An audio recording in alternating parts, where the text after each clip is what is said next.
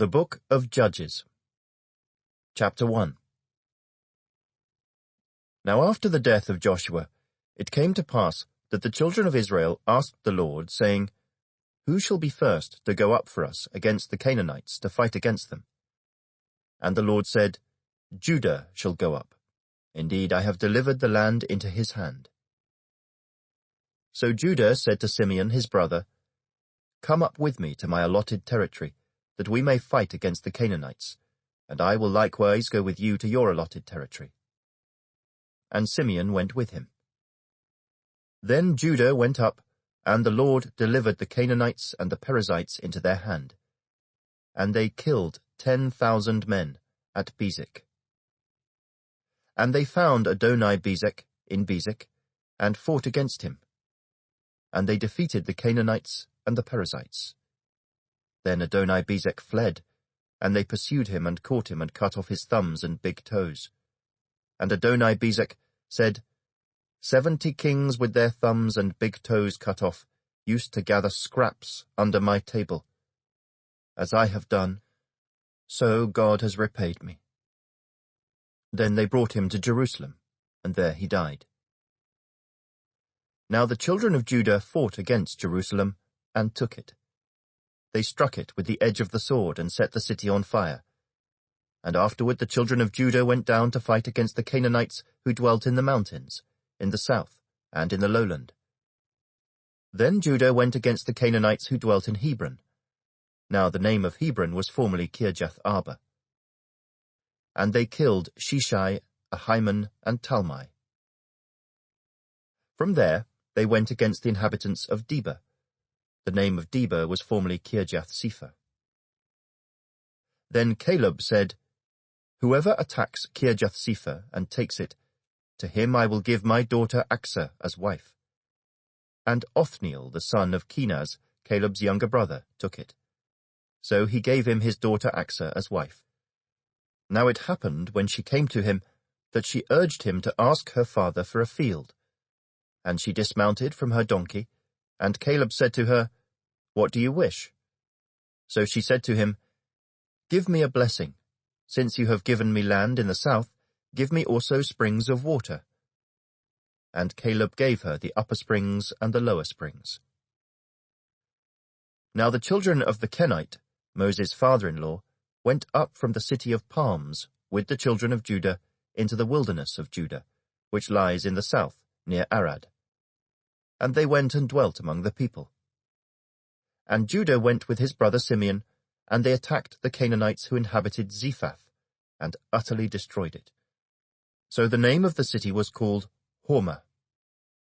Also Judah took Gaza with its territory, Ashkelon with its territory, and Ekron with its territory. So the Lord was with Judah.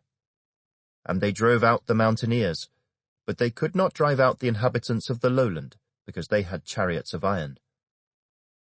And they gave Hebron to Caleb, as Moses had said.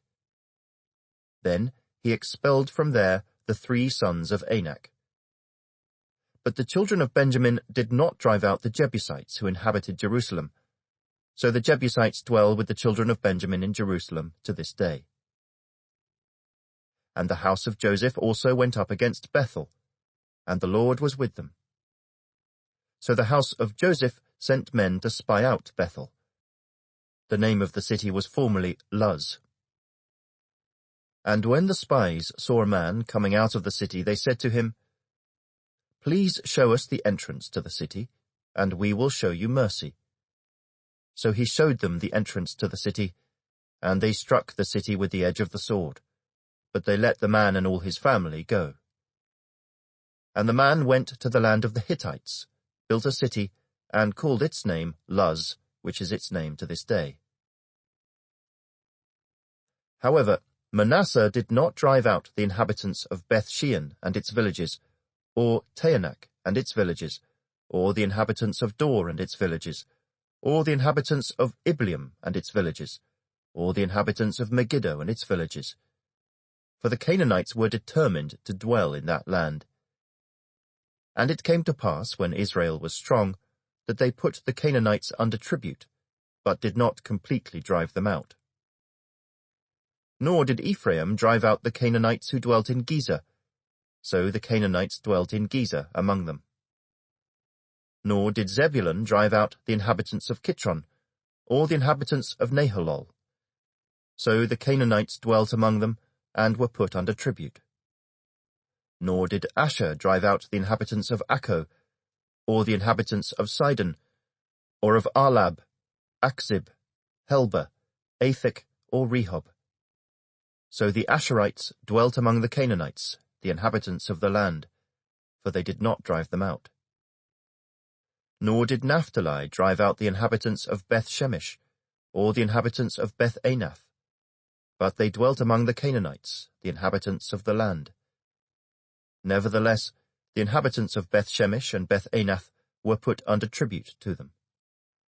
And the Amorites forced the children of Dan into the mountains, for they would not allow them to come down to the valley. And the Amorites were determined to dwell in Mount Heres, in Ajalon, and in Shaalbim. Yet when the strength of the house of Joseph became greater, they were put under tribute. Now the boundary of the Amorites was from the ascent of Akrabim, from Selah, and upward. Chapter 2. Then the angel of the Lord came up from Gilgal to Bochim, and said, I led you up from Egypt, and brought you to the land of which I swore to your fathers. And I said, I will never break my covenant with you, and you shall make no covenant with the inhabitants of this land. You shall tear down their altars. But you have not obeyed my voice. Why have you done this? Therefore I also said, I will not drive them out before you, but they shall be thorns in your side, and their gods shall be a snare to you. So it was, when the angel of the Lord spoke these words to all the children of Israel, that the people lifted up their voices and wept. Then they called the name of that place Bochim, and they sacrificed there to the Lord. And when Joshua had dismissed the people, the children of Israel went each to his own inheritance to possess the land. So the people served the Lord all the days of Joshua, and all the days of the elders who outlived Joshua, who had seen all the great works of the Lord which he had done for Israel. Now Joshua the son of Nun, the servant of the Lord, died when he was 110 years old, and they buried him within the border of his inheritance at Timnath-Heres, in the mountains of Ephraim, on the north side of Mount Gaash. When all that generation had been gathered to their fathers, another generation arose after them, who did not know the Lord, nor the work which he had done for Israel. Then the children of Israel did evil in the sight of the Lord, and served the Baals. And they forsook the Lord God of their fathers, who had brought them out of the land of Egypt, and they followed other gods from among the gods of the people who were all around them, and they bowed down to them. And they provoked the Lord to anger. They forsook the Lord, and served Baal and the Ashtoreths. And the anger of the Lord was hot against Israel. So he delivered them into the hands of plunderers who despoiled them. And he sold them into the hands of their enemies all around, so that they could no longer stand before their enemies. Wherever they went out, the hand of the Lord was against them for calamity, as the Lord had said, and as the Lord had sworn to them. And they were greatly distressed.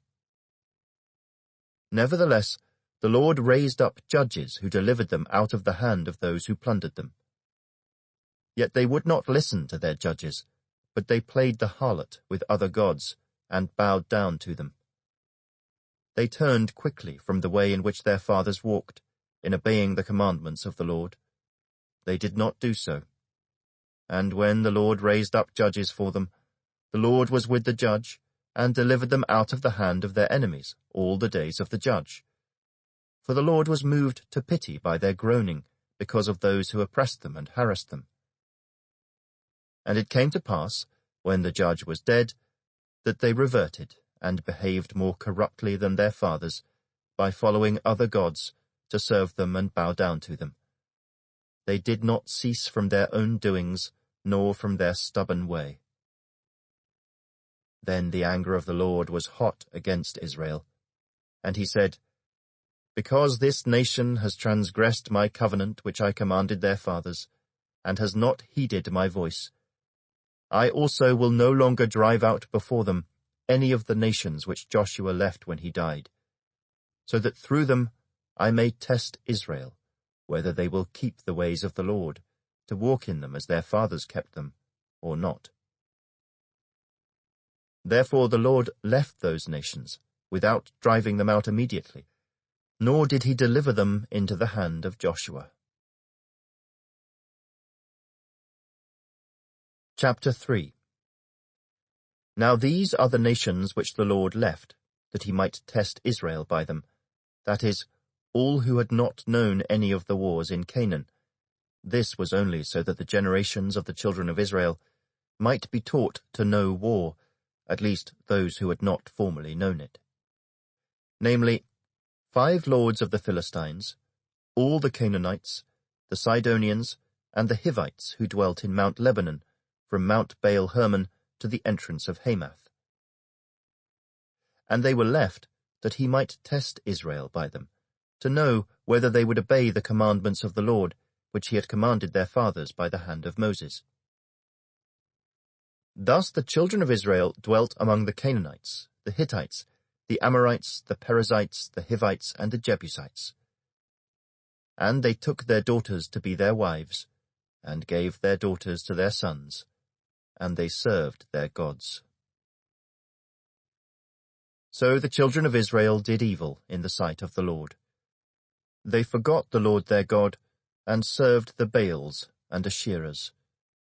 Therefore the anger of the Lord was hot against Israel, and he sold them into the hand of Cushan-Rishathaim, king of Mesopotamia. And the children of Israel served Cushan-Rishathaim 8 years. When the children of Israel cried out to the Lord raised up a deliverer for the children of Israel, who delivered them, Othniel the son of Kenaz, Caleb's younger brother. The Spirit of the Lord came upon him, and he judged Israel. He went out to war, and the Lord delivered Cushan-Rishathaim, king of Mesopotamia, into his hand. And his hand prevailed over Cushan-Rishathaim. So the land had rest for 40 years. Then Othniel the son of Kenaz died. And the children of Israel again did evil in the sight of the Lord. So the Lord strengthened Eglon king of Moab against Israel, because they had done evil in the sight of the Lord. Then he gathered to himself the people of Ammon and Amalek, went and defeated Israel, and took possession of the city of palms. So the children of Israel served Eglon king of Moab 18 years. But when the children of Israel cried out to the Lord raised up a deliverer for them, Ehud the son of Gera, the Benjamite, a left-handed man. By him the children of Israel sent tribute to Eglon king of Moab. Now Ehud made himself a dagger. It was double-edged and a cubit in length, and fastened it under his clothes on his right thigh. So he brought the tribute to Eglon king of Moab. Now Eglon was a very fat man. And when he had finished presenting the tribute, he sent away the people who had carried the tribute. But he himself turned back from the stone images that were at Gilgal, and said, I have a secret message for you, O king. He said, Keep silence, and all who attended him went out from him. So Ehud came to him. Now he was sitting upstairs in his cool private chamber. Then Ehud said, I have a message from God for you. So he arose from his seat. Then Ehud reached with his left hand, took the dagger from his right thigh, and thrust it into his belly.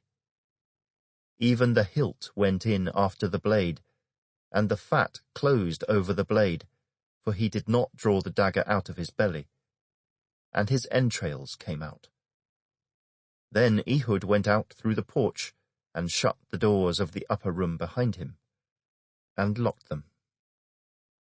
When he had gone out, Eglon's servants came to look, and to their surprise, the doors of the upper room were locked. So they said, "He is probably attending to his needs in the cool chamber." So they waited till they were embarrassed, and still he had not opened the doors of the upper room. Therefore they took the key and opened them, and there was their master, fallen dead on the floor. But Ehud had escaped while they delayed, and passed beyond the stone images, and escaped to Seirah. And it happened, when he arrived, that he blew the trumpet in the mountains of Ephraim, and the children of Israel went down with him from the mountains, and he led them. Then he said to them, "Follow me, for the Lord has delivered your enemies the Moabites into your hand." So they went down after him, seized the fords of the Jordan leading to Moab, and did not allow anyone to cross over. And at that time they killed about 10,000 men of Moab, all stout men of valor. Not a man escaped. So Moab was subdued that day under the hand of Israel, and the land had rest for 80 years. After him was Shamgar the son of Anath, who killed 600 men of the Philistines with an ox goad, and he also delivered Israel. Chapter 4. When Ehud was dead, the children of Israel again did evil in the sight of the Lord. So the Lord sold them into the hand of Jabin king of Canaan, who reigned in Hazor. The commander of his army was Sisera, who dwelt in Harosheth Hagoyim. And the children of Israel cried out to the Lord. For Jabin had 900 chariots of iron, and for 20 years he had harshly oppressed the children of Israel. Now Deborah, a prophetess, the wife of Lapidoth, was judging Israel at that time. And she would sit under the palm tree of Deborah between Ramah and Bethel in the mountains of Ephraim. And the children of Israel came up to her for judgment. Then she sent and called for Barak the son of Abinoam from Kedesh in Naphtali, and said to him, "Has not the Lord God of Israel commanded, Go and deploy troops at Mount Tabor? Take with you 10,000 men of the sons of Naphtali and of the sons of Zebulun. And against you I will deploy Sisera, the commander of Jabin's army, with his chariots and his multitude, at the river Kishon, and I will deliver him into your hand." And Barak said to her, "If you will go with me, then I will go, but if you will not go with me, I will not go." So she said, "I will surely go with you. Nevertheless, there will be no glory for you in the journey you are taking, for the Lord will sell Sisera into the hand of a woman."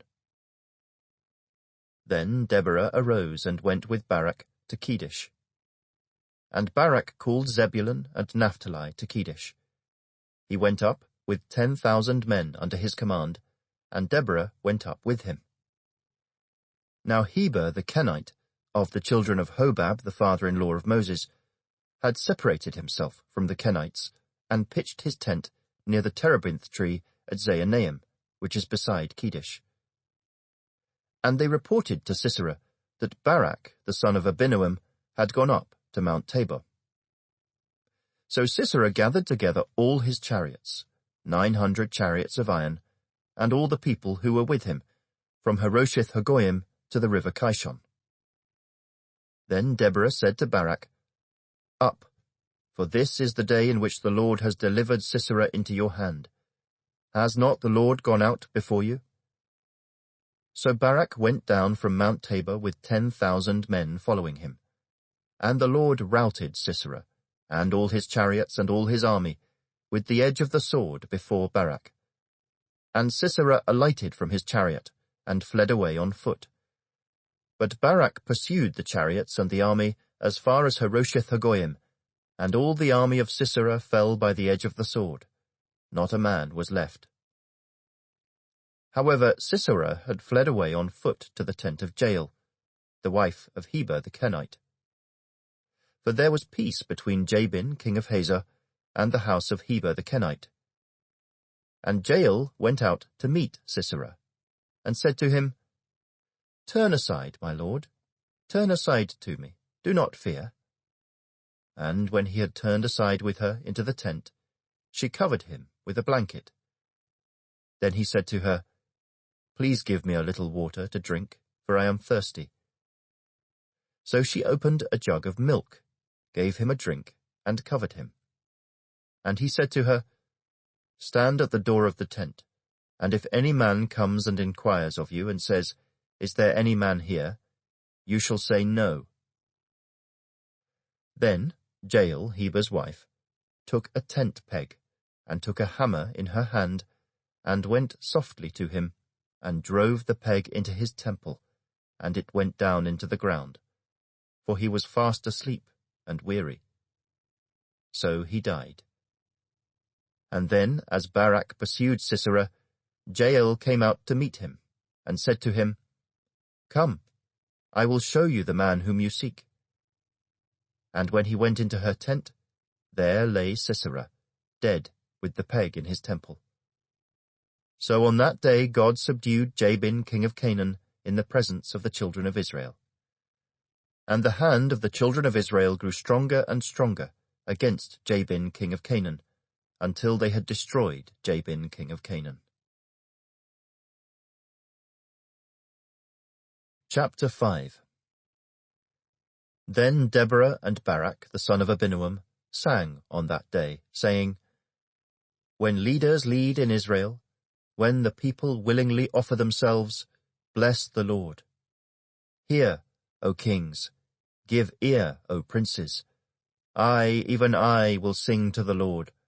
I will sing praise to the Lord God of Israel. Lord, when you went out from Seir, when you marched from the field of Edom, the earth trembled and the heavens poured. The clouds also poured water. The mountains gushed before the Lord, this Sinai, before the Lord God of Israel.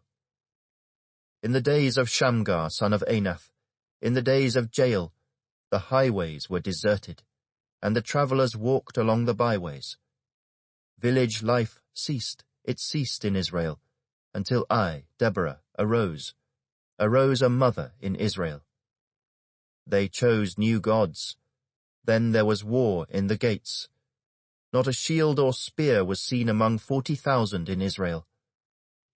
My heart is with the rulers of Israel, who offered themselves willingly with the people. Bless the Lord.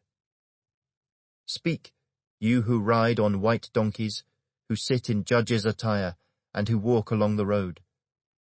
Far from the noise of the archers, among the watering places, there they shall recount the righteous acts of the Lord, the righteous acts for his villagers in Israel. Then the people of the Lord shall go down to the gates. Awake, awake, Deborah. Awake, awake, sing a song. Arise, Barak, and lead your captives away, O son of Abinoam. Then the survivors came down, the people against the nobles. The Lord came down for me against the mighty. From Ephraim were those whose roots were in Amalek. After you, Benjamin, with your peoples, from Machir rulers came down, and from Zebulun those who bear the recruiter's staff. And the princes of Issachar were with Deborah. As Issachar, so was Barak sent into the valley under his command. Among the divisions of Reuben there were great resolves of heart. Why did you sit among the sheepfolds to hear the pipings for the flocks? The divisions of Reuben have great searchings of heart.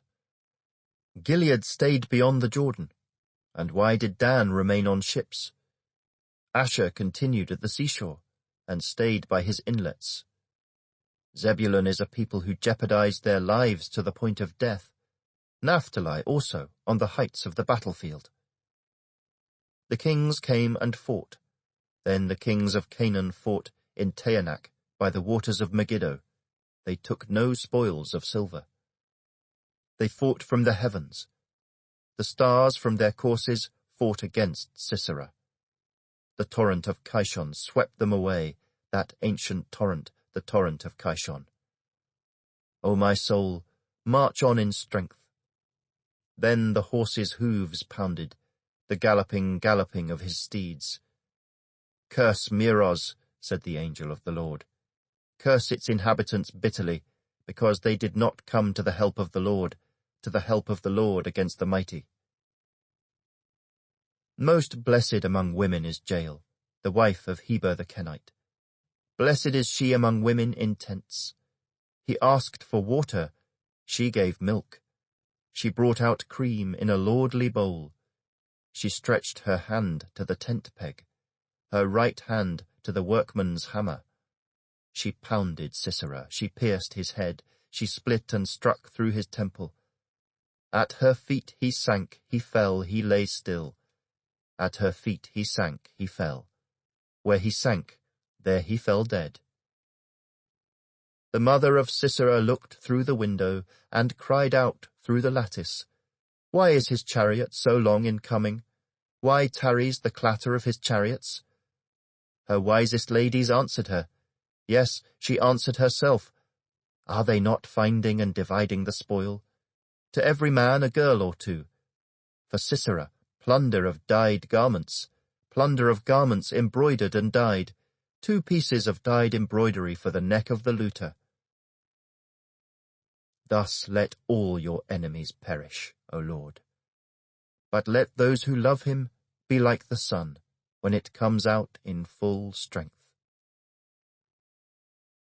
So the land had rest for 40 years.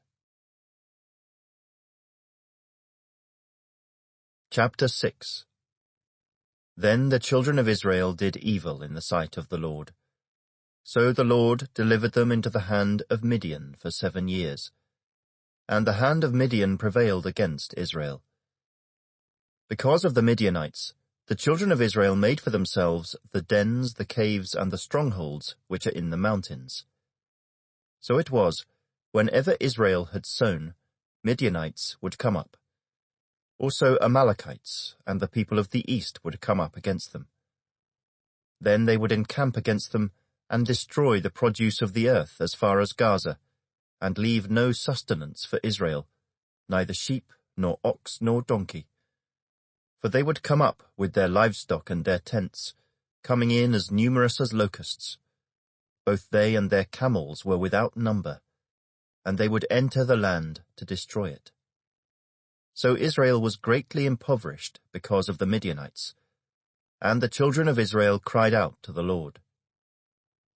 And it came to pass, when the children of Israel cried out to the Lord because of the Midianites, that the Lord sent a prophet to the children of Israel, who said to them, Thus says the Lord God of Israel, I brought you up from Egypt, and brought you out of the house of bondage.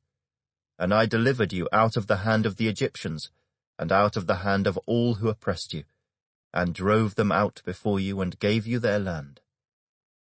Also I said to you, I am the Lord your God. Do not fear the gods of the Amorites, in whose land you dwell. But you have not obeyed my voice.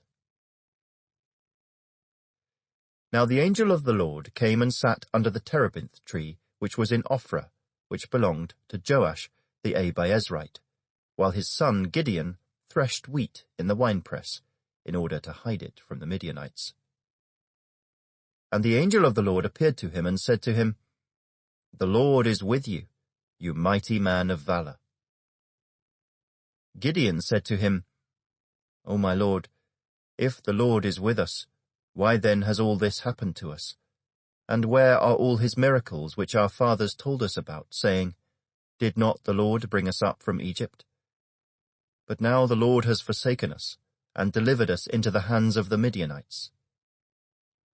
Then the Lord turned to him and said, Go in this might of yours, and you shall save Israel from the hand of the Midianites. Have I not sent you? So he said to him, O my Lord, how can I save Israel? Indeed, my clan is the weakest in Manasseh, and I am the least in my father's house.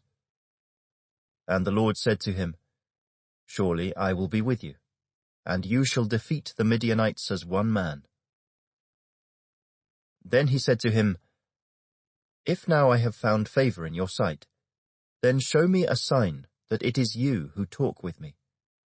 Do not depart from here, I pray, until I come to you, and bring out my offering and set it before you. And he said, I will wait until you come back. So Gideon went in and prepared a young goat and unleavened bread from an ephah of flour. The meat he put in a basket, and he put the broth in a pot. And he brought them out to him under the terebinth tree and presented them. The angel of God said to him, Take the meat and the unleavened bread, and lay them on this rock, and pour out the broth. And he did so. Then the angel of the Lord put out the end of the staff that was in his hand, and touched the meat and the unleavened bread. And fire rose out of the rock, and consumed the meat and the unleavened bread. And the angel of the Lord departed out of his sight. Now Gideon perceived that he was the angel of the Lord.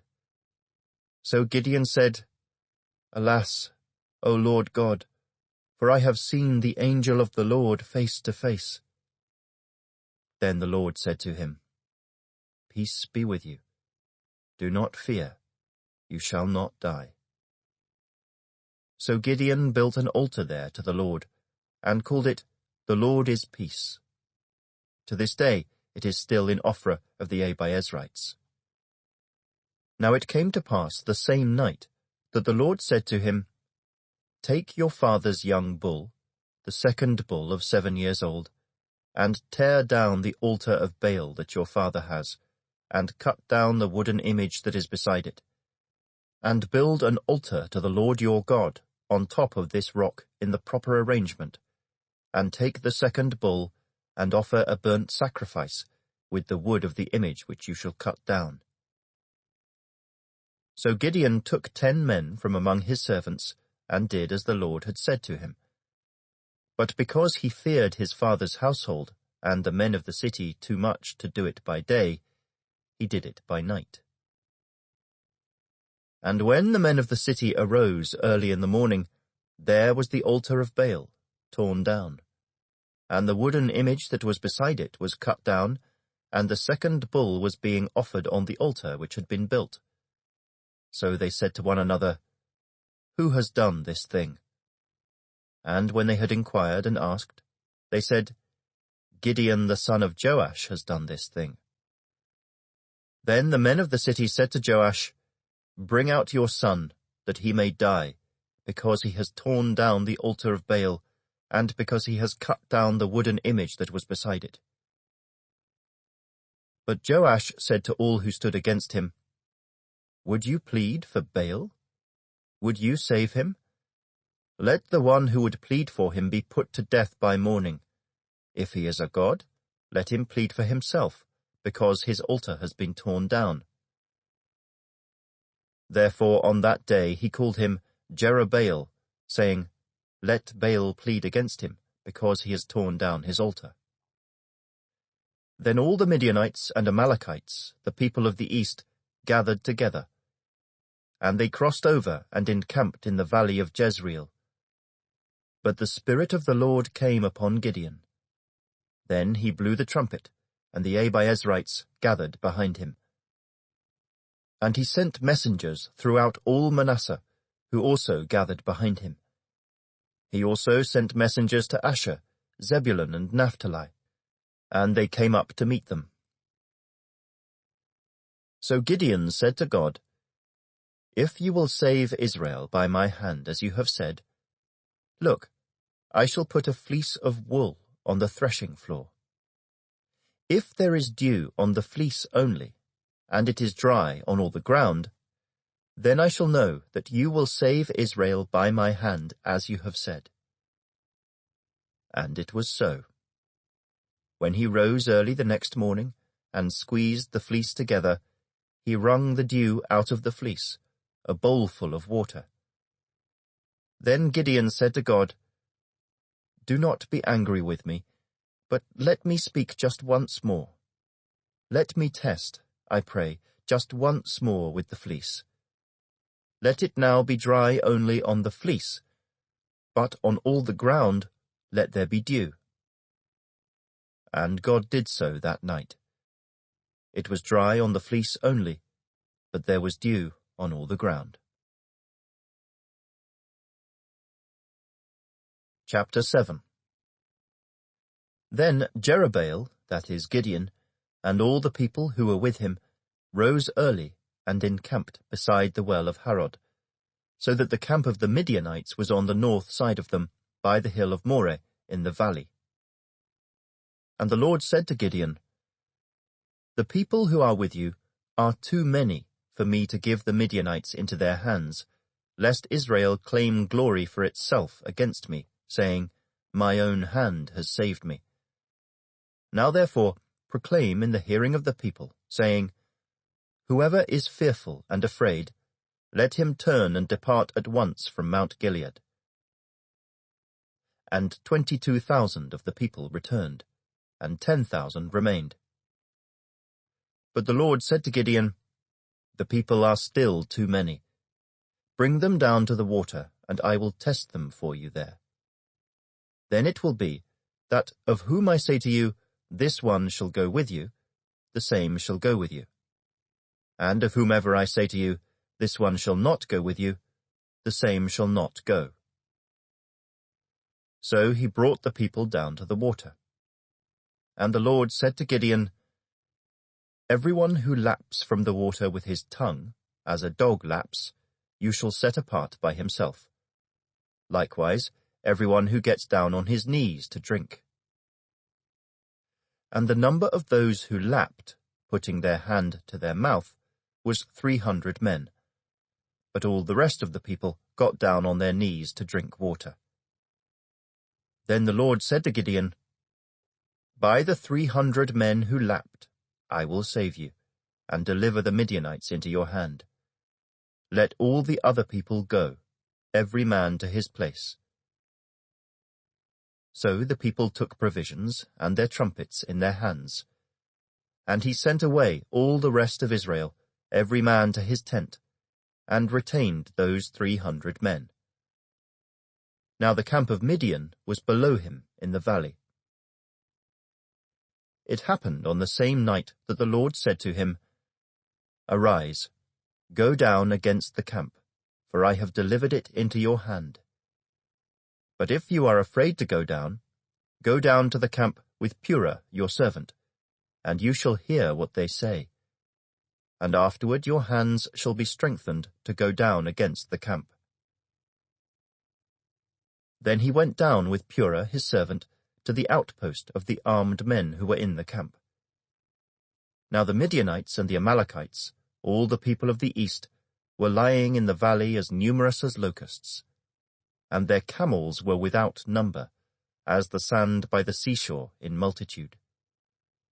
And when Gideon had come, there was a man telling a dream to his companion. He said, "I have had a dream. To my surprise, a loaf of barley bread tumbled into the camp of Midian. It came to a tent, and struck it so that it fell and overturned, and the tent collapsed." Then his companion answered and said, "This is nothing else but the sword of Gideon the son of Joash, a man of Israel. Into his hand God has delivered Midian and the whole camp." And so it was, when Gideon heard the telling of the dream and its interpretation, that he worshipped. He returned to the camp of Israel and said, "Arise, for the Lord has delivered the camp of Midian into your hand." Then he divided the 300 men into 3 companies, and he put a trumpet into every man's hand, with empty pitchers and torches inside the pitchers. And he said to them, "Look at me and do likewise. Watch, and when I come to the edge of the camp, you shall do as I do. When I blow the trumpet, I and all who are with me, then you also blow the trumpets on every side of the whole camp, and say, 'The sword of the Lord and of Gideon.'" So Gideon and the 100 men who were with him came to the outpost of the camp at the beginning of the middle watch, just as they had posted the watch. And they blew the trumpets and broke the pitchers that were in their hands. Then the 3 companies blew the trumpets and broke the pitchers. They held the torches in their left hands and the trumpets in their right hands for blowing. And they cried, The sword of the Lord and of Gideon!" And every man stood in his place all around the camp. And the whole army ran and cried out and fled. When the 300 blew the trumpets, the Lord set every man's sword against his companion throughout the whole camp. And the army fled to Beth-Acacia, towards Zererah, as far as the border of Abel-Meholah by Tabbath. And the men of Israel gathered together from Naphtali, Asher, and all Manasseh, and pursued the Midianites. Then Gideon sent messengers throughout all the mountains of Ephraim, saying, "Come down against the Midianites, and seize from them the watering places, as far as Beth-barah and the Jordan." Then all the men of Ephraim gathered together, and seized the watering places, as far as Beth-barah and the Jordan. And they captured 2 princes of the Midianites, Oreb and Zeeb. They killed Oreb at the rock of Oreb, and Zeeb they killed at the winepress of Zeeb. They pursued Midian, and brought the heads of Oreb and Zeeb to Gideon on the other side of the Jordan. Chapter 8. Now the men of Ephraim said to him, "Why have you done this to us, by not calling us when you went to fight with the Midianites?" And they reprimanded him sharply. So he said to them, "What have I done now in comparison with you? Is not the gleaning of the grapes of Ephraim better than the vintage of Abiezer? God has delivered into your hands the princes of Midian, Oreb and Zeeb. And what was I able to do in comparison with you?" Then their anger toward him subsided when he said that. When Gideon came to the Jordan, he and the 300 men who were with him crossed over, exhausted but still in pursuit. Then he said to the men of Succoth, "Please give loaves of bread to the people who follow me, for they are exhausted, and I am pursuing Zebah and Zalmunna, kings of Midian."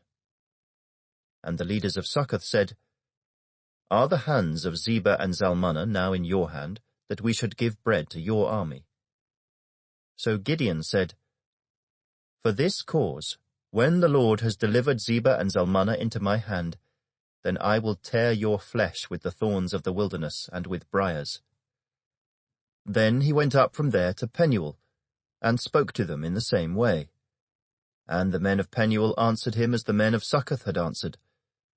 So he also spoke to the men of Penuel, saying, "When I come back in peace, I will tear down this tower."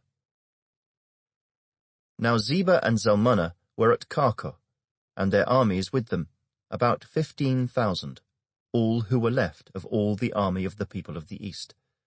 For 120,000 men who drew the sword had fallen. Then Gideon went up by the road of those who dwell in tents, on the east of Nobah and Jogbehah. And he attacked the army while the camp felt secure. When Zebah and Zalmunna fled, he pursued them. And he took the 2 kings of Midian, Zebah and Zalmunna, and routed the whole army. Then Gideon the son of Joash returned from battle, from the ascent of Heres. And he caught a young man of the men of Succoth, and interrogated him. And he wrote down for him the leaders of Succoth and its elders, 77 men. Then he came to the men of Succoth and said, "Here are Zebah and Zalmunna, about whom you ridiculed me, saying, 'Are the hands of Zebah and Zalmunna now in your hand, that we should give bread to your weary men?'" And he took the elders of the city, and thorns of the wilderness and briars, and with them he taught the men of Succoth. Then he tore down the tower of Penuel, and killed the men of the city. And he said to Zebah and Zalmunna, "What kind of men were they whom you killed at Tabor?" So they answered, "As you are, so were they. Each one resembled the son of a king." Then he said, "They were my brothers, the sons of my mother. As the Lord lives, if you had let them live, I would not kill you." And he said to Jether his firstborn, "Rise, kill them." But the youth would not draw his sword, for he was afraid because he was still a youth. So Zebah and Zalmunna said, "Rise yourself and kill us, for as a man is, so is his strength." So Gideon arose and killed Zebah and Zalmunna, and took the crescent ornaments that were on their camels' necks. Then the men of Israel said to Gideon, "Rule over us, both you and your son and your grandson also, for you have delivered us from the hand of Midian." But Gideon said to them, "I will not rule over you, nor shall my son rule over you. The Lord shall rule over you." Then Gideon said to them, "I would like to make a request of you, that each of you would give me the earrings from his plunder." For they had golden earrings, because they were Ishmaelites. So they answered, "We will gladly give them." And they spread out a garment, and each man threw into it the earrings from his plunder. Now the weight of the gold earrings that he requested was 1,700 shekels of gold, besides the crescent ornaments, pendants, and purple robes which were on the kings of Midian, and besides the chains that were around their camels' necks. Then Gideon made it into an ephod, and set it up in his city, Ophrah. And all Israel played the harlot with it there. It became a snare to Gideon and to his house. Thus Midian was subdued before the children of Israel, so that they lifted their heads no more. And the country was quiet for 40 years in the days of Gideon. Then Jerubbaal the son of Joash went and dwelt in his own house. Gideon had 70 sons who were his own offspring, for he had many wives. And his concubine, who was in Shechem, also bore him a son, whose name he called Abimelech. Now Gideon the son of Joash died at a good old age, and was buried in the tomb of Joash his father, in Ophrah of the Abiezrites. So it was, as soon as Gideon was dead, that the children of Israel again played the harlot with the Baals, and made Baal-berith their god. Thus the children of Israel did not remember the Lord their God, who had delivered them from the hands of all their enemies on every side.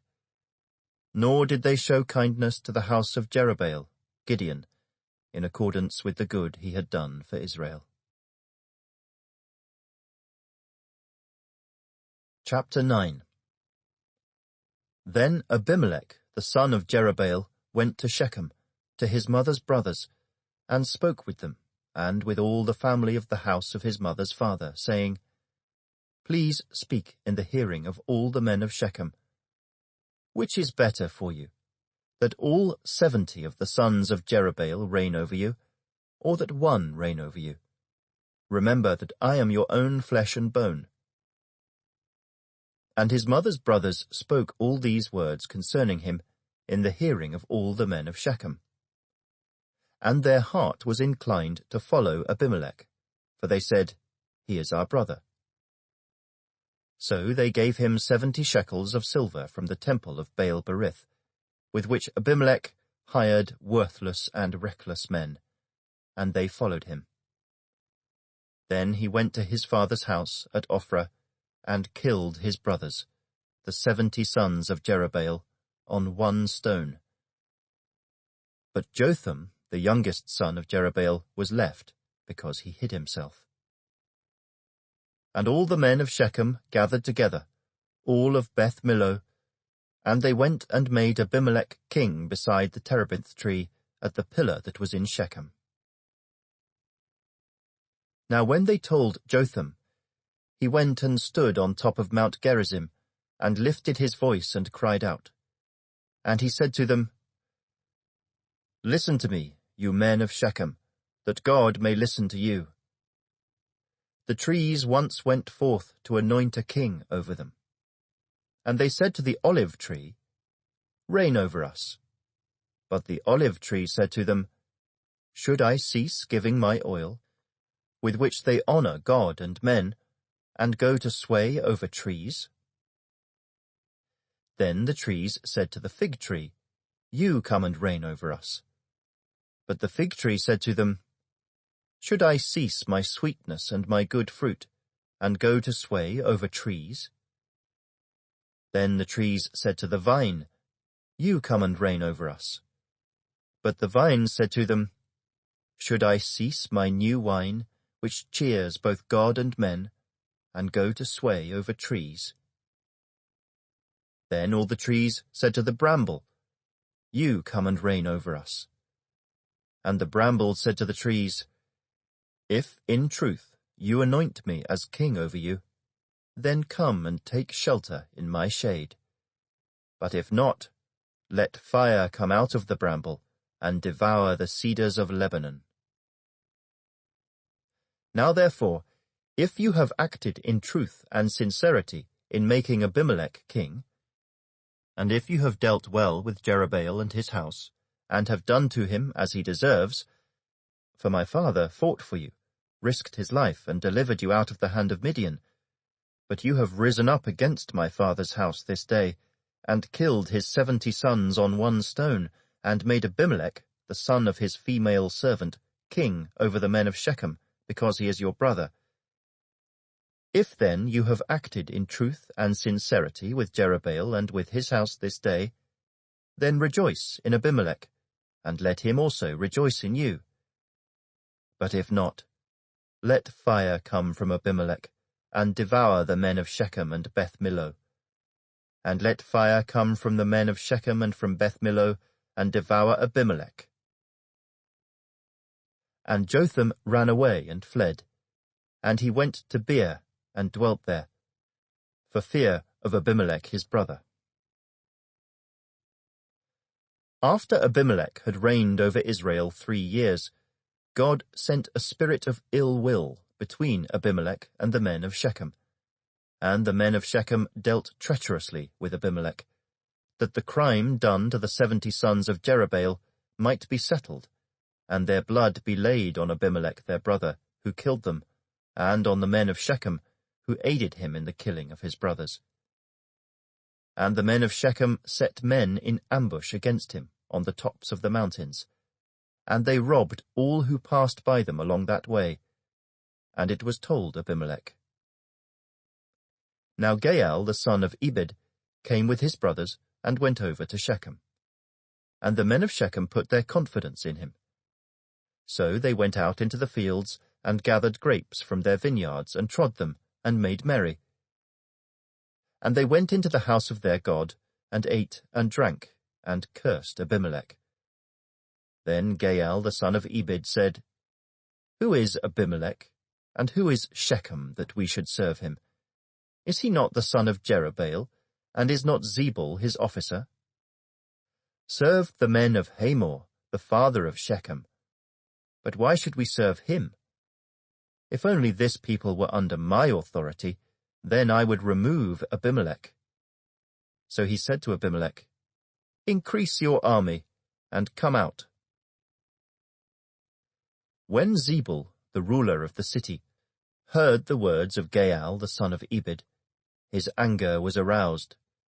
And he sent messengers to Abimelech secretly, saying, "Take note, Gaal the son of Ebed and his brothers have come to Shechem, and here they are, fortifying the city against you.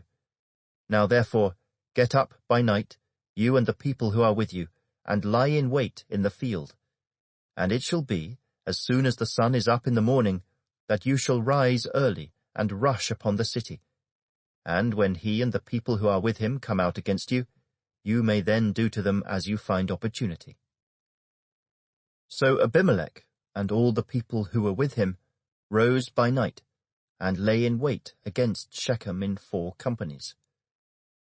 When Gaal the son of Ebed went out and stood in the entrance to the city gate, Abimelech and the people who were with him rose from lying in wait. And when Gaal saw the people, he said to Zebul, "Look, people are coming down from the tops of the mountains." But Zebul said to him, "You see the shadows of the mountains as if they were men."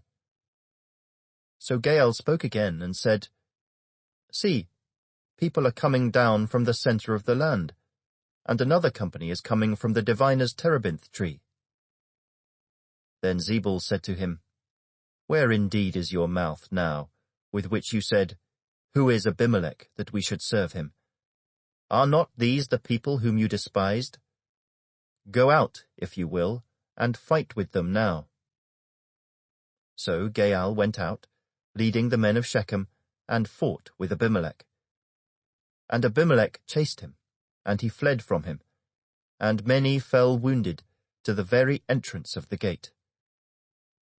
Then Abimelech dwelt at Arumah, and Zebul drove out Gaal and his brothers, so that they would not dwell in Shechem.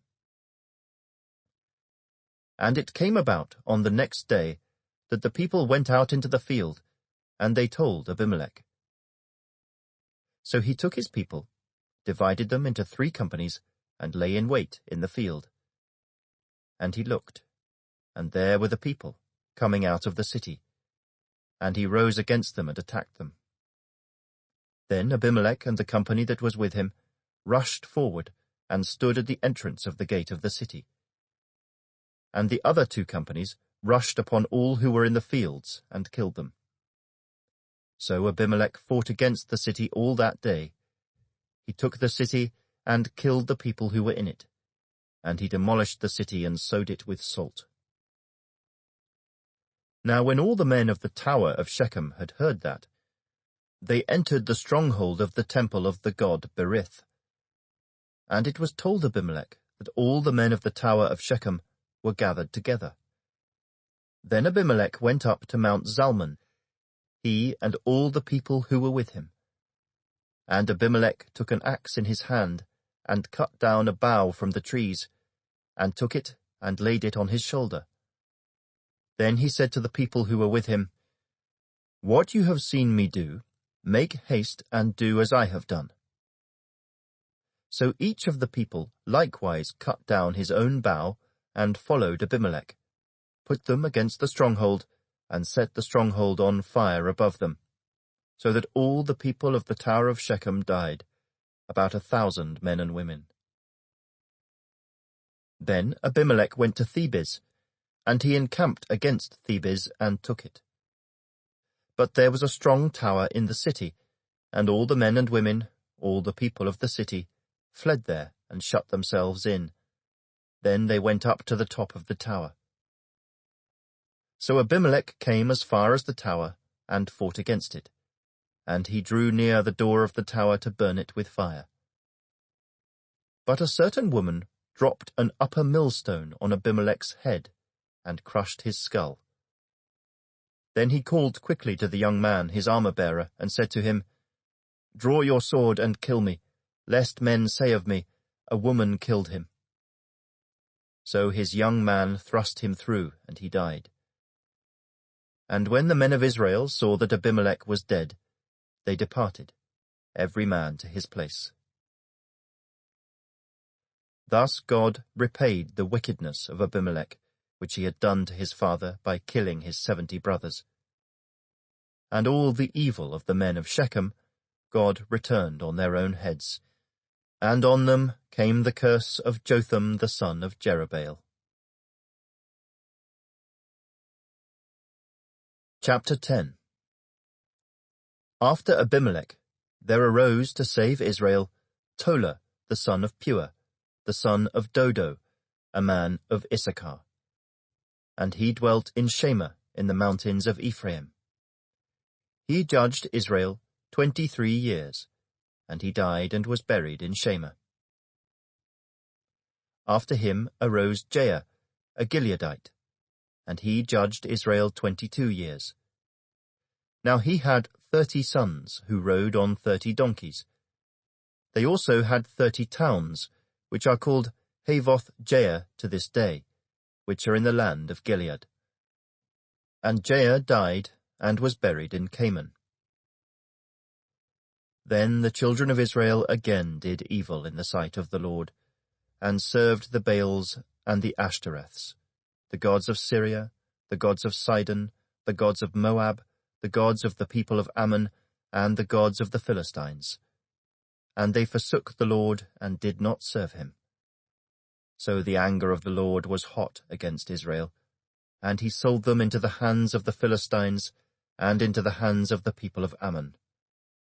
From that year they harassed and oppressed the children of Israel for 18 years, all the children of Israel who were on the other side of the Jordan, in the land of the Amorites, in Gilead. Moreover, the people of Ammon crossed over the Jordan to fight against Judah also, against Benjamin, and against the house of Ephraim, so that Israel was severely distressed. And the children of Israel cried out to the Lord, saying, We have sinned against you, because we have both forsaken our God and served the Baals. So the Lord said to the children of Israel, Did I not deliver you from the Egyptians, and from the Amorites, and from the people of Ammon, and from the Philistines? Also the Sidonians and Amalekites and Maonites oppressed you, and you cried out to me, and I delivered you from their hand. Yet you have forsaken me and served other gods. Therefore I will deliver you no more. Go and cry out to the gods which you have chosen. Let them deliver you in your time of distress. And the children of Israel said to the Lord, We have sinned. Do to us whatever seems best to you. Only deliver us this day, we pray. So they put away the foreign gods from among them, and served the Lord. And his soul could no longer endure the misery of Israel. Then the people of Ammon gathered together, and encamped in Gilead. And the children of Israel assembled together, and encamped in Mizpah. And the people, the leaders of Gilead, said to one another, Who is the man who will begin the fight against the people of Ammon? He shall be head over all the inhabitants of Gilead. Chapter 11. Now Jephthah the Gileadite was a mighty man of valour, but he was the son of a harlot. And Gilead begot Jephthah. Gilead's wife bore sons, and when his wife's sons grew up, they drove Jephthah out, and said to him, You shall have no inheritance in our father's house, for you are the son of another woman. Then Jephthah fled from his brothers, and dwelt in the land of Tob. And worthless men banded together with Jephthah, and went out raiding with him. It came to pass, after a time, that the people of Ammon made war against Israel. And so it was, when the people of Ammon made war against Israel, that the elders of Gilead went to get Jephthah from the land of Tob.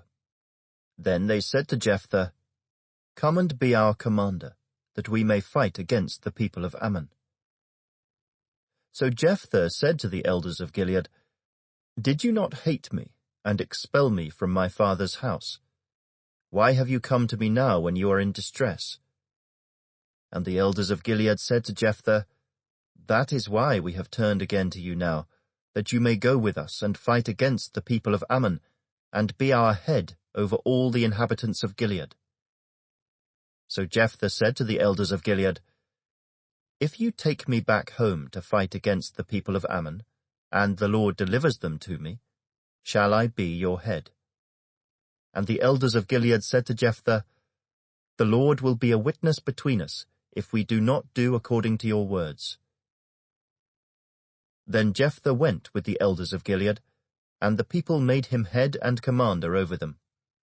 And Jephthah spoke all his words before the Lord in Mizpah. Now Jephthah sent messengers to the king of the people of Ammon, saying, What do you have against me, that you have come to fight against me in my land? And the king of the people of Ammon answered the messengers of Jephthah, Because Israel took away my land when they came up out of Egypt, from the Arnon as far as the Jabbok, and to the Jordan.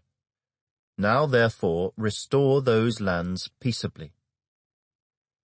So Jephthah again sent messengers to the king of the people of Ammon, and said to him, Thus says Jephthah, Israel did not take away the land of Moab, nor the land of the people of Ammon.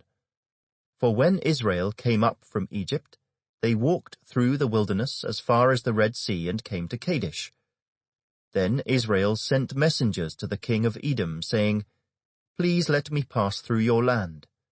But the king of Edom would not heed. And in like manner they sent to the king of Moab, but he would not consent. So Israel remained in Kadesh. And they went along through the wilderness, and bypassed the land of Edom and the land of Moab, came to the east side of the land of Moab, and encamped on the other side of the Arnon. But they did not enter the border of Moab, for the Arnon was the border of Moab.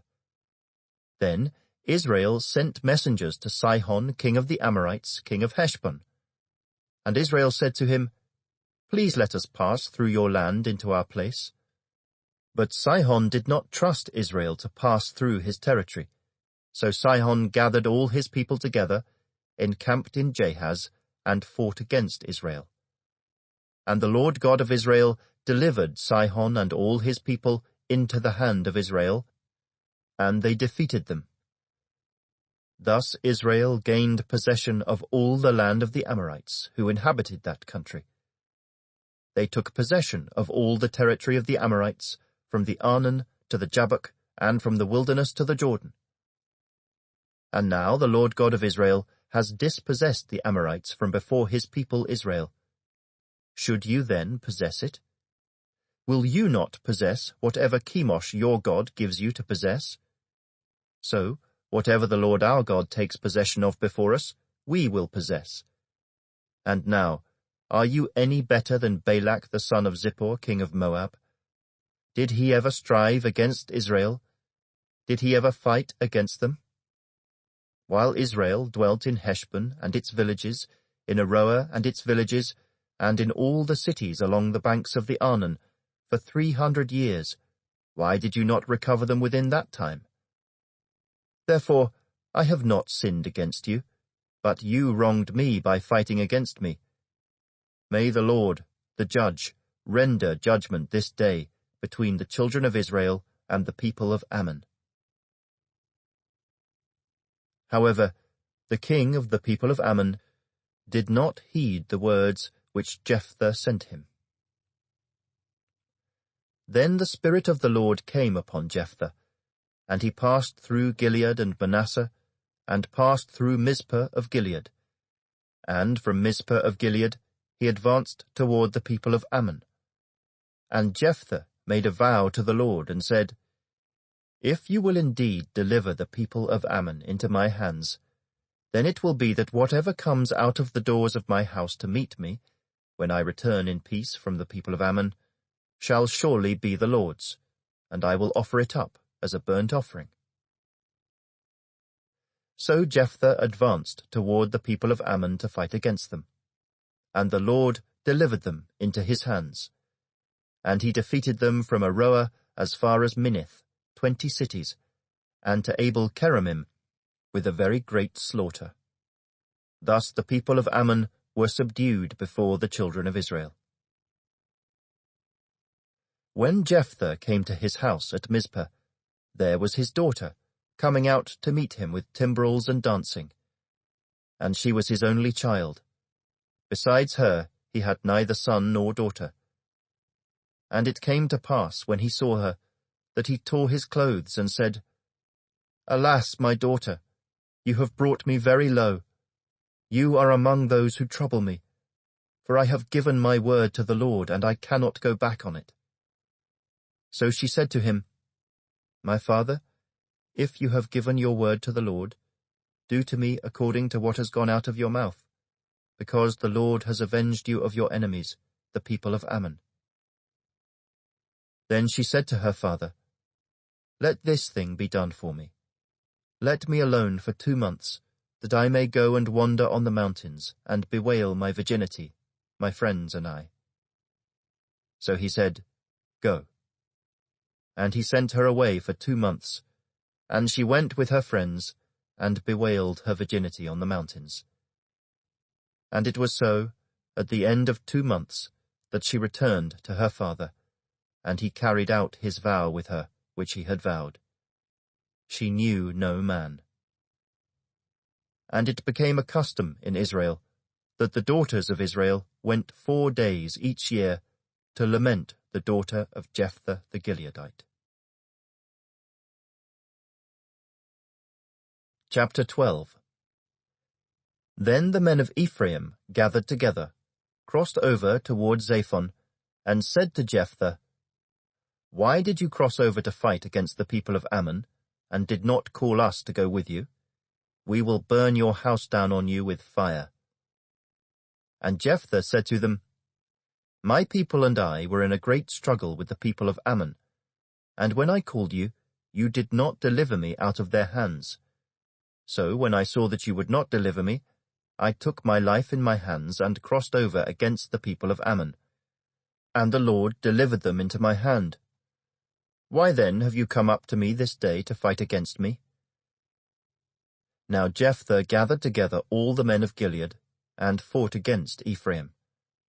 And the men of Gilead defeated Ephraim, because they said, "You Gileadites are fugitives of Ephraim among the Ephraimites and among the Manassites." The Gileadites seized the fords of the Jordan before the Ephraimites arrived. And when any Ephraimite who escaped said, "Let me cross over," the men of Gilead would say to him, "Are you an Ephraimite?" If he said, "No," then they would say to him, "Then say, Shibboleth." And he would say, Sibboleth, for he could not pronounce it right. Then they would take him and kill him at the fords of the Jordan. There fell at that time 42,000 Ephraimites. And Jephthah judged Israel 6 years. Then Jephthah the Gileadite died, and was buried among the cities of Gilead. After him, Ibzan of Bethlehem judged Israel. He had 30 sons, and he gave away 30 daughters in marriage, and brought in 30 daughters from elsewhere for his sons. He judged Israel 7 years. Then Ibzan died, and was buried at Bethlehem. After him, Elon the Zebulunite judged Israel. He judged Israel 10 years. And Elon the Zebulunite died, and was buried at Ajalon in the country of Zebulun. After him, Abdon the son of Hillel, the Pirathonite, judged Israel. He had 40 sons and 30 grandsons, who rode on 70 young donkeys. He judged Israel 8 years. Then Abdon the son of Hillel the Pirathonite died, and was buried in Pirathon in the land of Ephraim, in the mountains of the Amalekites.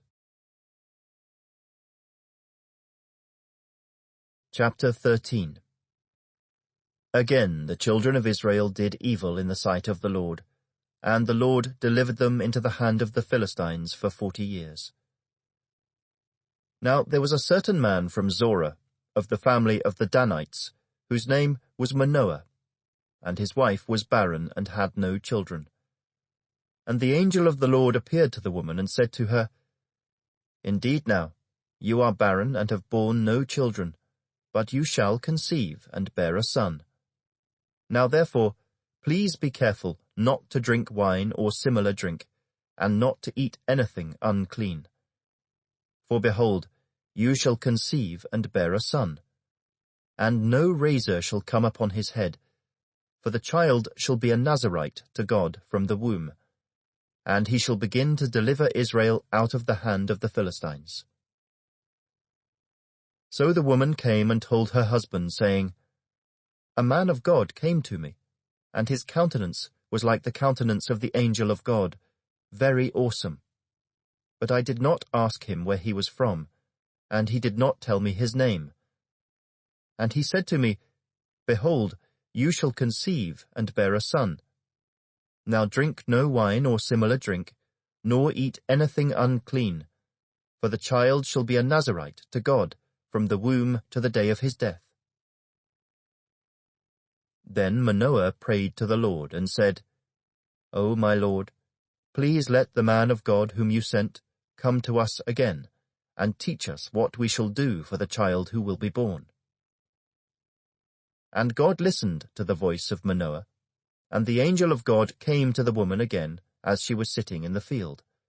But Manoah her husband was not with her. Then the woman ran in haste and told her husband and said to him, "Look, the man who came to me the other day has just now appeared to me." So Manoah arose and followed his wife. When he came to the man, he said to him, "Are you the man who spoke to this woman?" And he said, "I am." Manoah said, "Now let your words come to pass. What will be the boy's rule of life, and his work?" So the angel of the Lord said to Manoah, "Of all that I said to the woman, let her be careful. She may not eat anything that comes from the vine, nor may she drink wine or similar drink, nor eat anything unclean. All that I commanded her, let her observe." Then Manoah said to the angel of the Lord, "Please let us detain you, and we will prepare a young goat for you." And the angel of the Lord said to Manoah, "Though you detain me, I will not eat your food. But if you offer a burnt offering, you must offer it to the Lord." For Manoah did not know he was the angel of the Lord. Then Manoah said to the angel of the Lord, "What is your name, that when your words come to pass, we may honor you?" And the angel of the Lord said to him, "Why do you ask my name, seeing it is wonderful?" So Manoah took the young goat with the grain offering, and offered it upon the rock to the Lord. And he did a wondrous thing while Manoah and his wife looked on. It happened as the flame went up toward heaven from the altar, the angel of the Lord ascended in the flame of the altar. When Manoah and his wife saw this, they fell on their faces to the ground. When the angel of the Lord appeared no more to Manoah and his wife, then Manoah knew that he was the angel of the Lord. And Manoah said to his wife, "We shall surely die, because we have seen God." But his wife said to him, "If the Lord had desired to kill us, he would not have accepted a burnt offering and a grain offering from our hands, nor would he have shown us all these things, nor would he have told us such things as these at this time."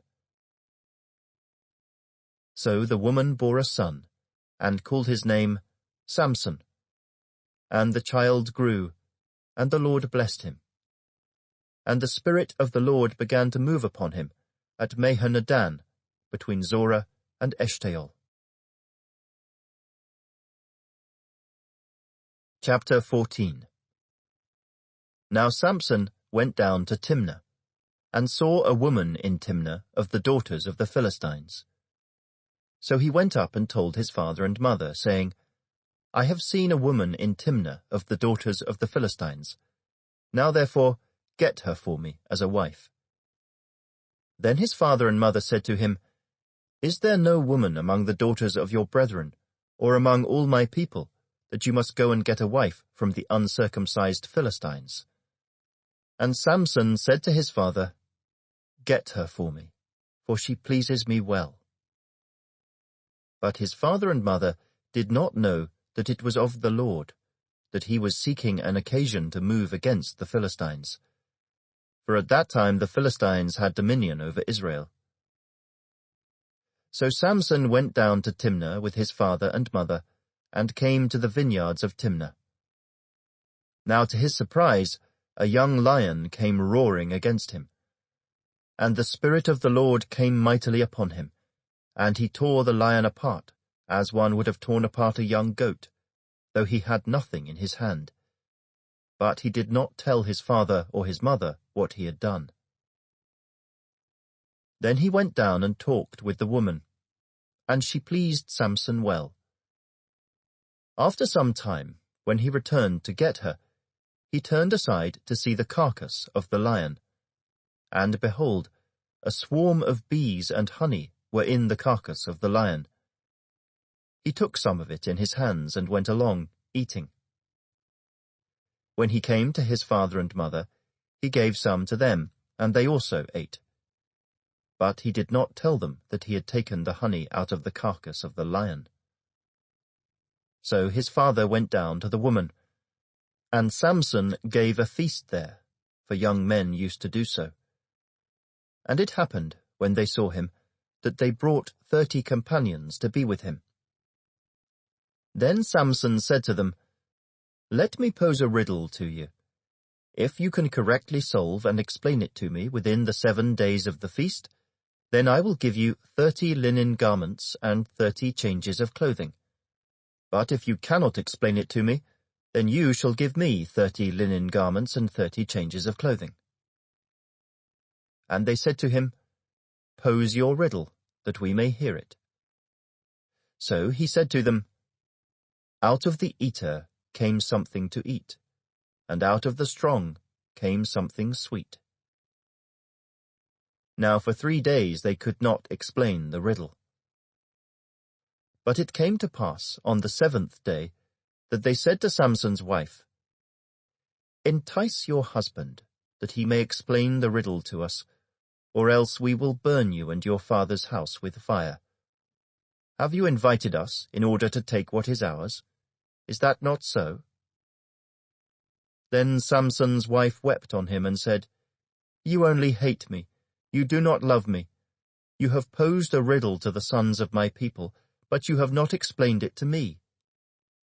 And he said to her, "Look, I have not explained it to my father or my mother, so should I explain it to you?" Now she had wept on him the 7 days while their feast lasted, and it happened on the 7th day that he told her, because she pressed him so much. Then she explained the riddle to the sons of her people. So the men of the city said to him on the 7th day before the sun went down, "What is sweeter than honey? And what is stronger than a lion?" And he said to them, "If you had not ploughed with my heifer, you would not have solved my riddle." Then the Spirit of the Lord came upon him mightily, and he went down to Ashkelon and killed 30 of their men, took their apparel, and gave the changes of clothing to those who had explained the riddle. So his anger was aroused, and he went back up to his father's house.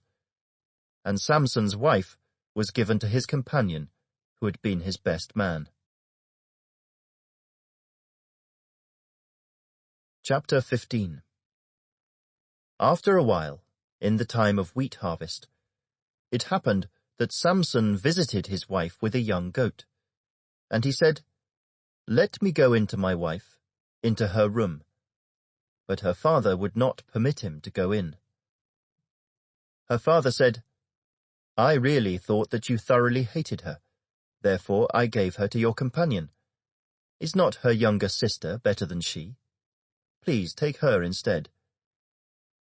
And Samson said to them, "This time I shall be blameless regarding the Philistines if I harm them." Then Samson went and caught 300 foxes, and he took torches, turned the foxes tail to tail, and put a torch between each pair of tails. When he had set the torches on fire, he let the foxes go into the standing grain of the Philistines, and burned up both the shocks and the standing grain, as well as the vineyards and olive groves. Then the Philistines said, "Who has done this?" And they answered, "Samson, the son-in-law of the Timnite, because he has taken his wife and given her to his companion." So the Philistines came up and burned her and her father with fire. Samson said to them, "Since you would do a thing like this, I will surely take revenge on you, and after that I will cease." So he attacked them hip and thigh with a great slaughter.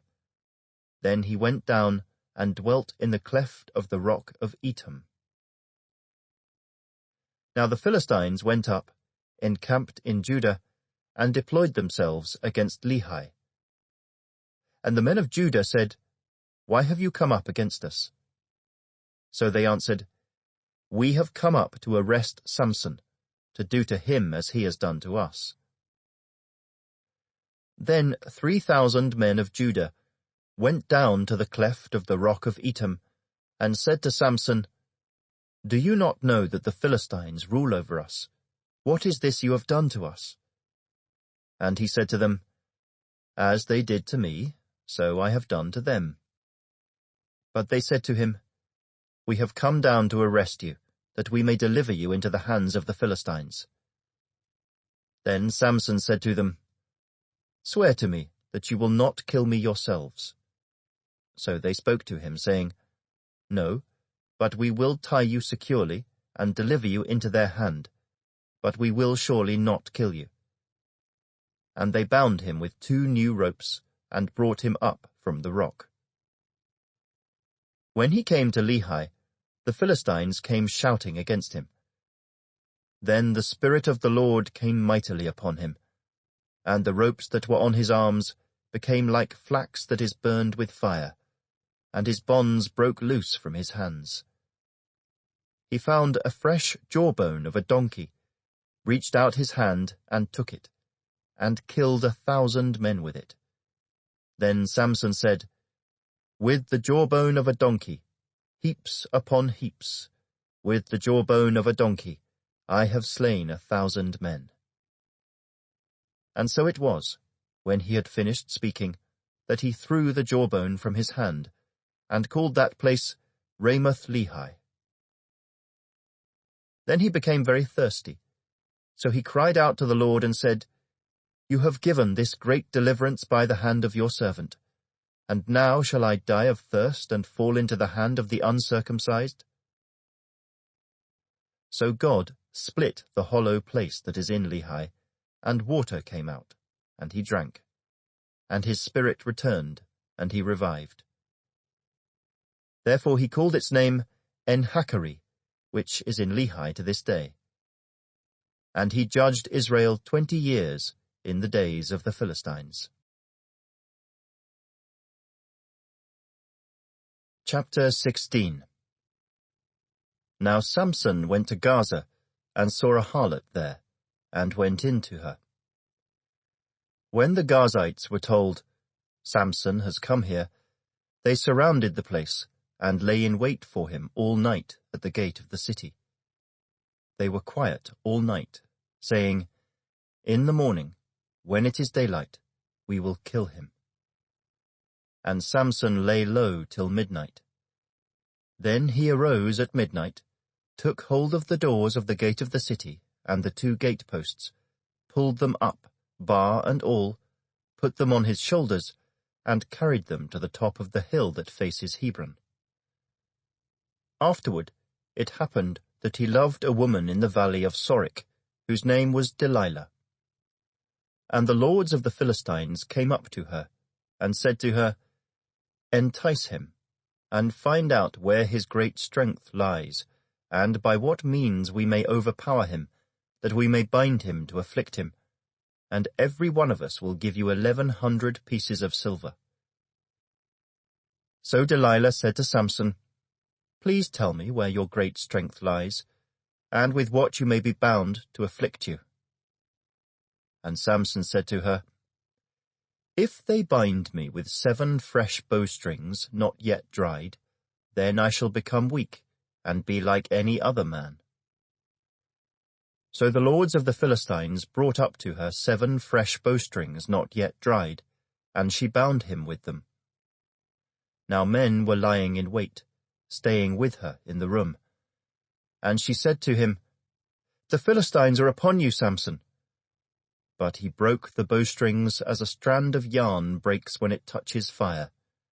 So the secret of his strength was not known. Then Delilah said to Samson, "Look, you have mocked me and told me lies. Now please tell me what you may be bound with." So he said to her, "If they bind me securely with new ropes that have never been used, then I shall become weak, and be like any other man." Therefore Delilah took new ropes, and bound him with them, and said to him, "The Philistines are upon you, Samson." And men were lying in wait, staying in the room. But he broke them off his arms like a thread. Delilah said to Samson, Until now you have mocked me and told me lies. Tell me what you may be bound with. And he said to her, If you weave the 7 locks of my head into the web of the loom. So she wove it tightly with the batten of the loom, and said to him, The Philistines are upon you, Samson. But he awoke from his sleep, and pulled out the batten and the web from the loom. Then she said to him, How can you say, I love you, when your heart is not with me? You have mocked me these 3 times, and have not told me where your great strength lies.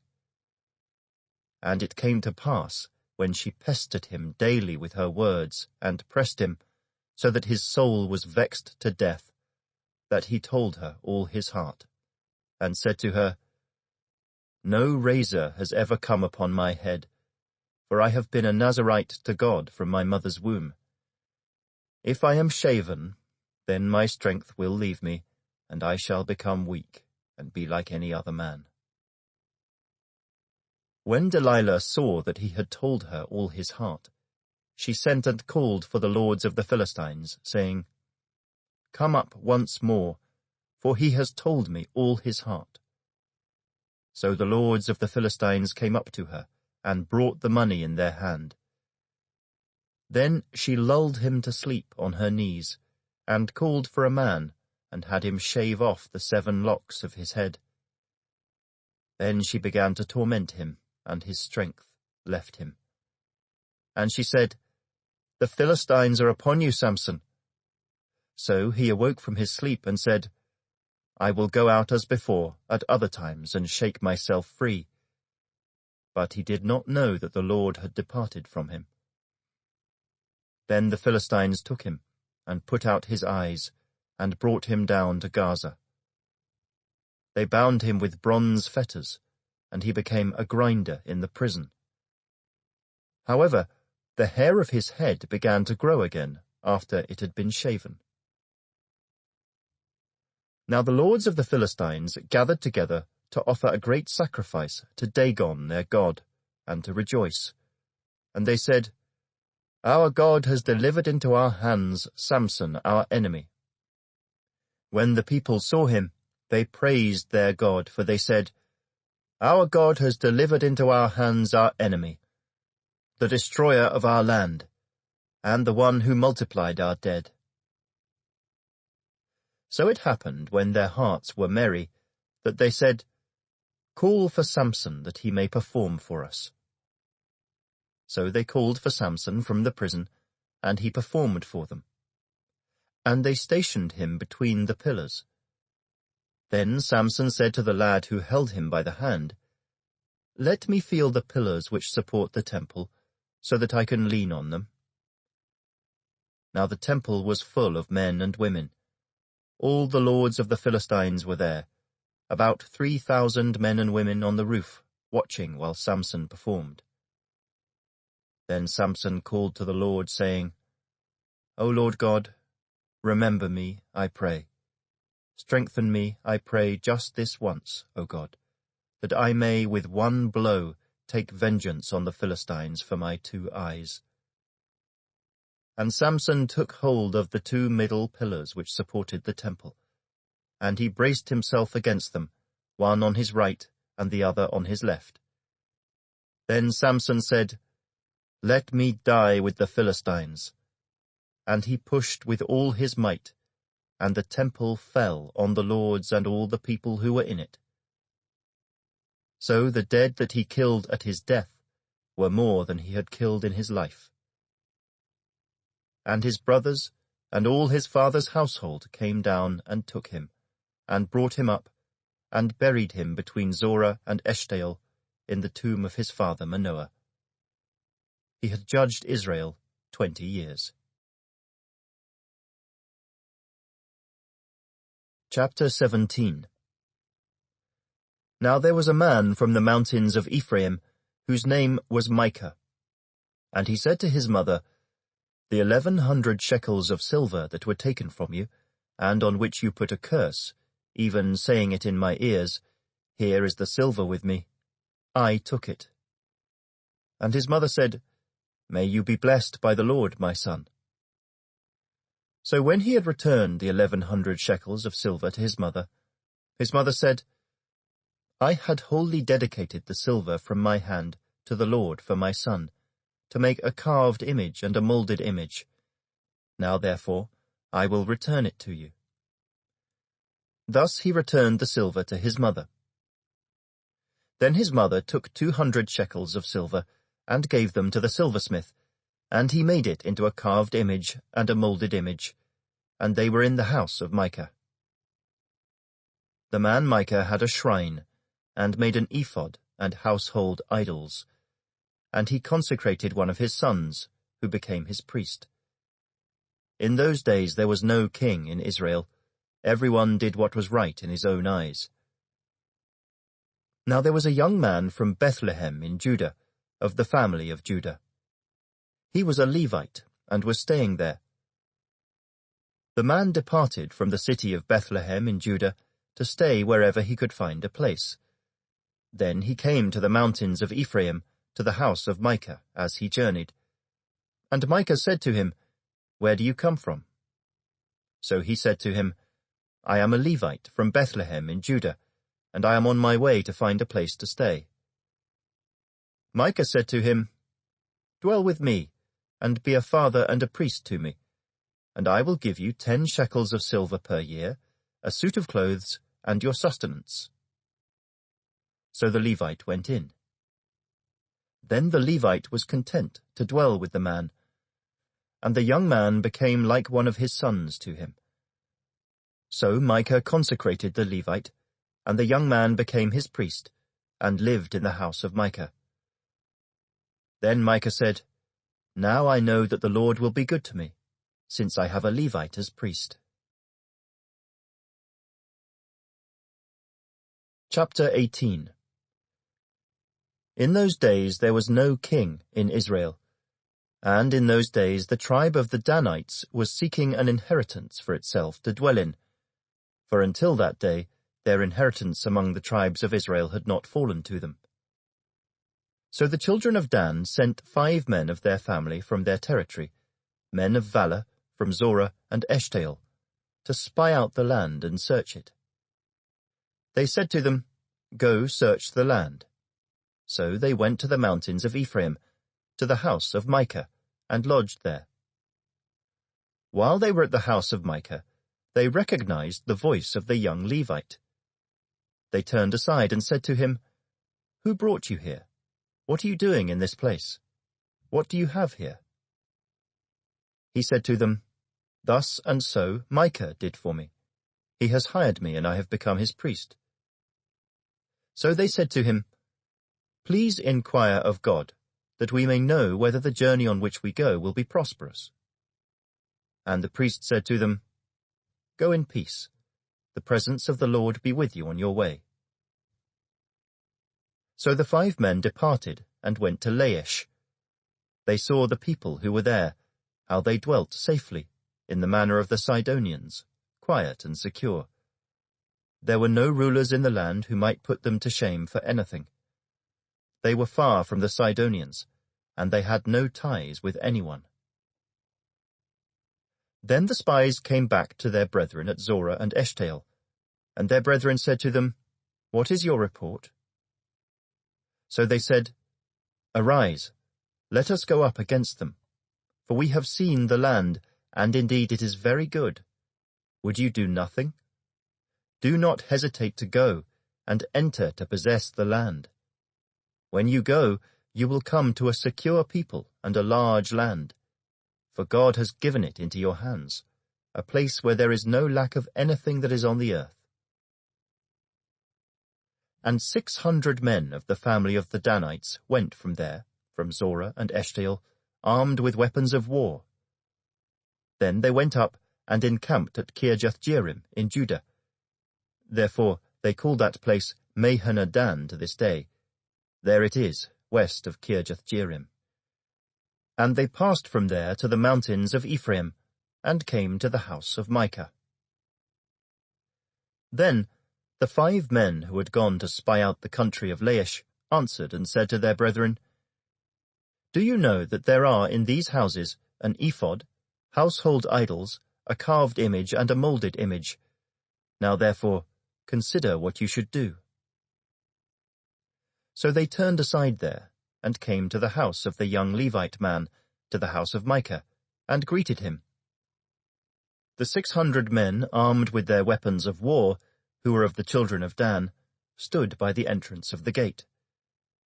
Then the 5 men who had gone to spy out the land went up. Entering there, they took the carved image, the ephod, the household idols, and the molded image. The priest stood at the entrance of the gate with the 600 men who were armed with weapons of war. When these went into Micah's house and took the carved image, the ephod, the household idols, and the molded image, the priest said to them, "What are you doing?" And they said to him, "Be quiet. Put your hand over your mouth and come with us. Be a father and a priest to us. Is it better for you to be a priest to the household of one man, or that you be a priest to a tribe and a family in Israel?"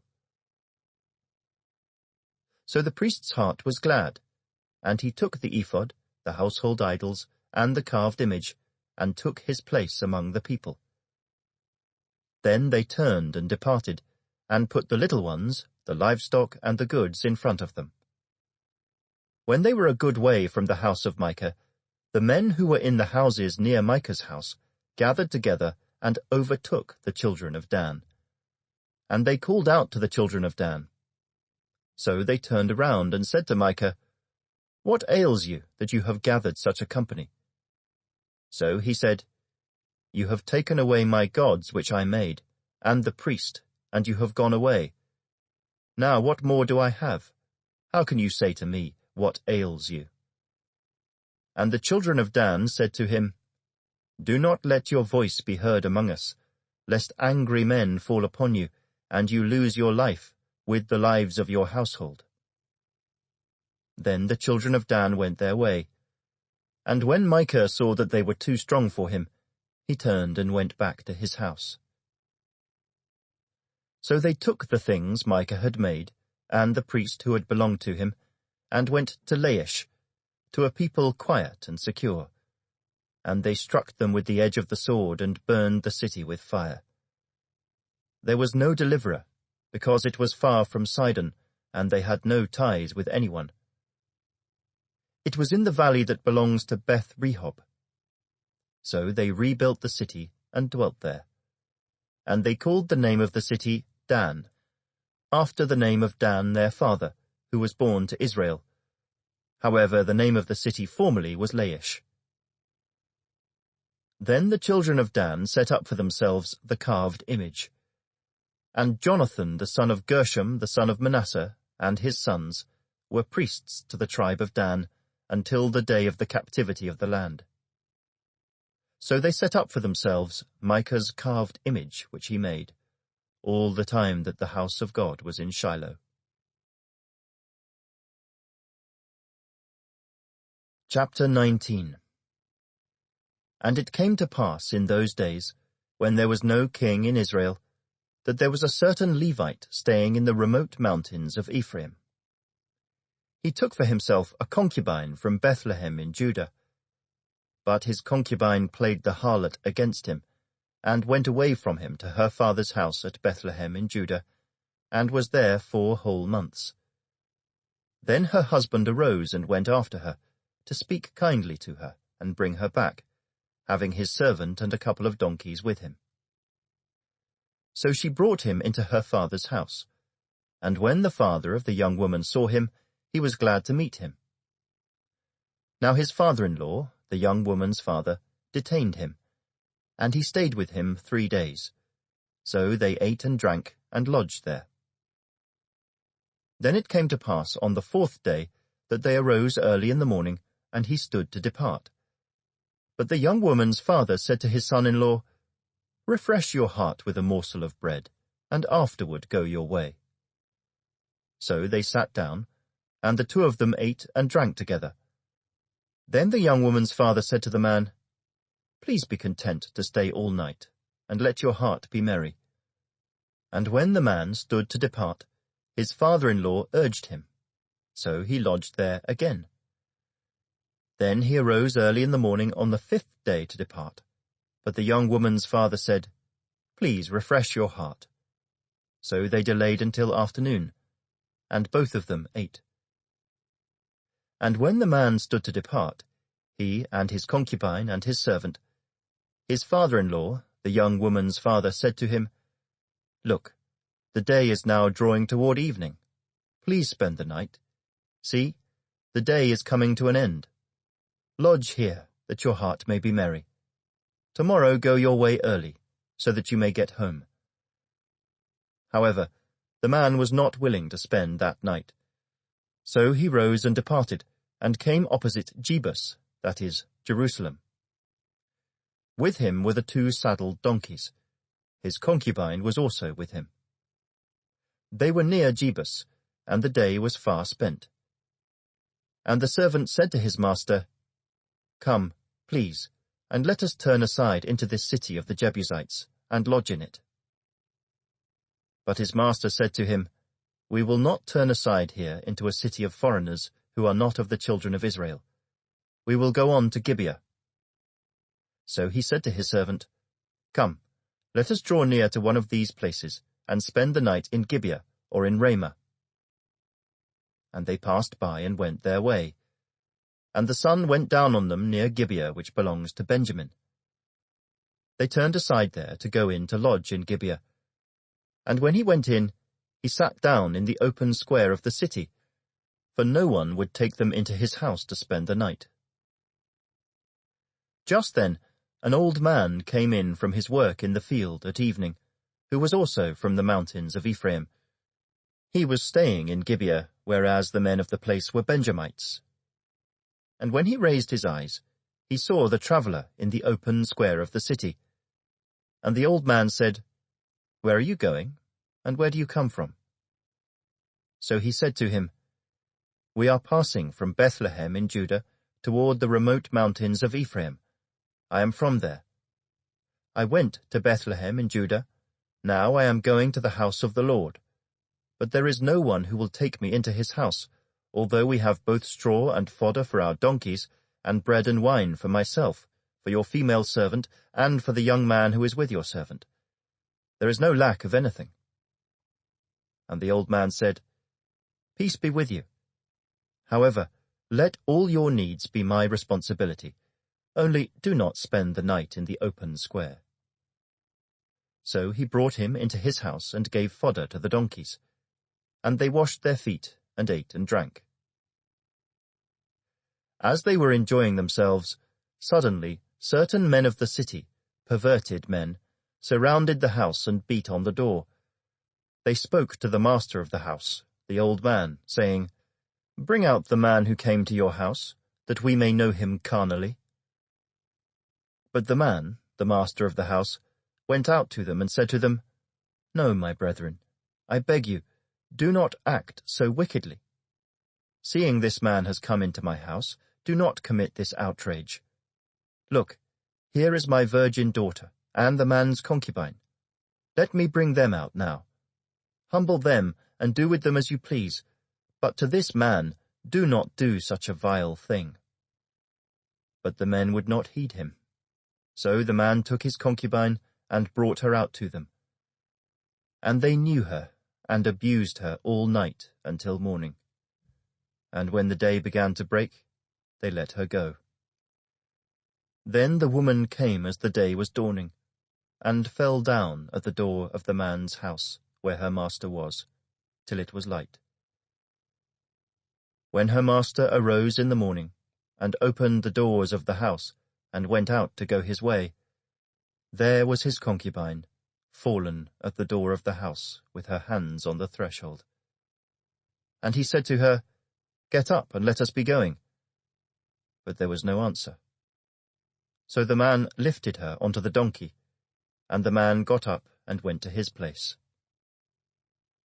When he entered his house, he took a knife, laid hold of his concubine, and divided her into 12 pieces, limb by limb, and sent her throughout all the territory of Israel, And so it was that all who saw it said, "No such deed has been done or seen from the day that the children of Israel came up from the land of Egypt until this day. Consider it, confer, and speak up." Chapter 20. So all the children of Israel came out, from Dan to Beersheba, as well as from the land of Gilead, and the congregation gathered together as one man before the Lord at Mizpah. And the leaders of all the people, all the tribes of Israel, presented themselves in the assembly of the people of God, 400,000 foot soldiers who drew the sword. Now the children of Benjamin heard that the children of Israel had gone up to Mizpah. Then the children of Israel said, "Tell us, how did this wicked deed happen?"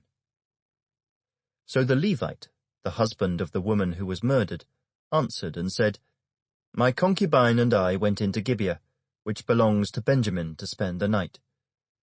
And the men of Gibeah rose against me, and surrounded the house at night because of me. They intended to kill me, but instead they ravished my concubine so that she died.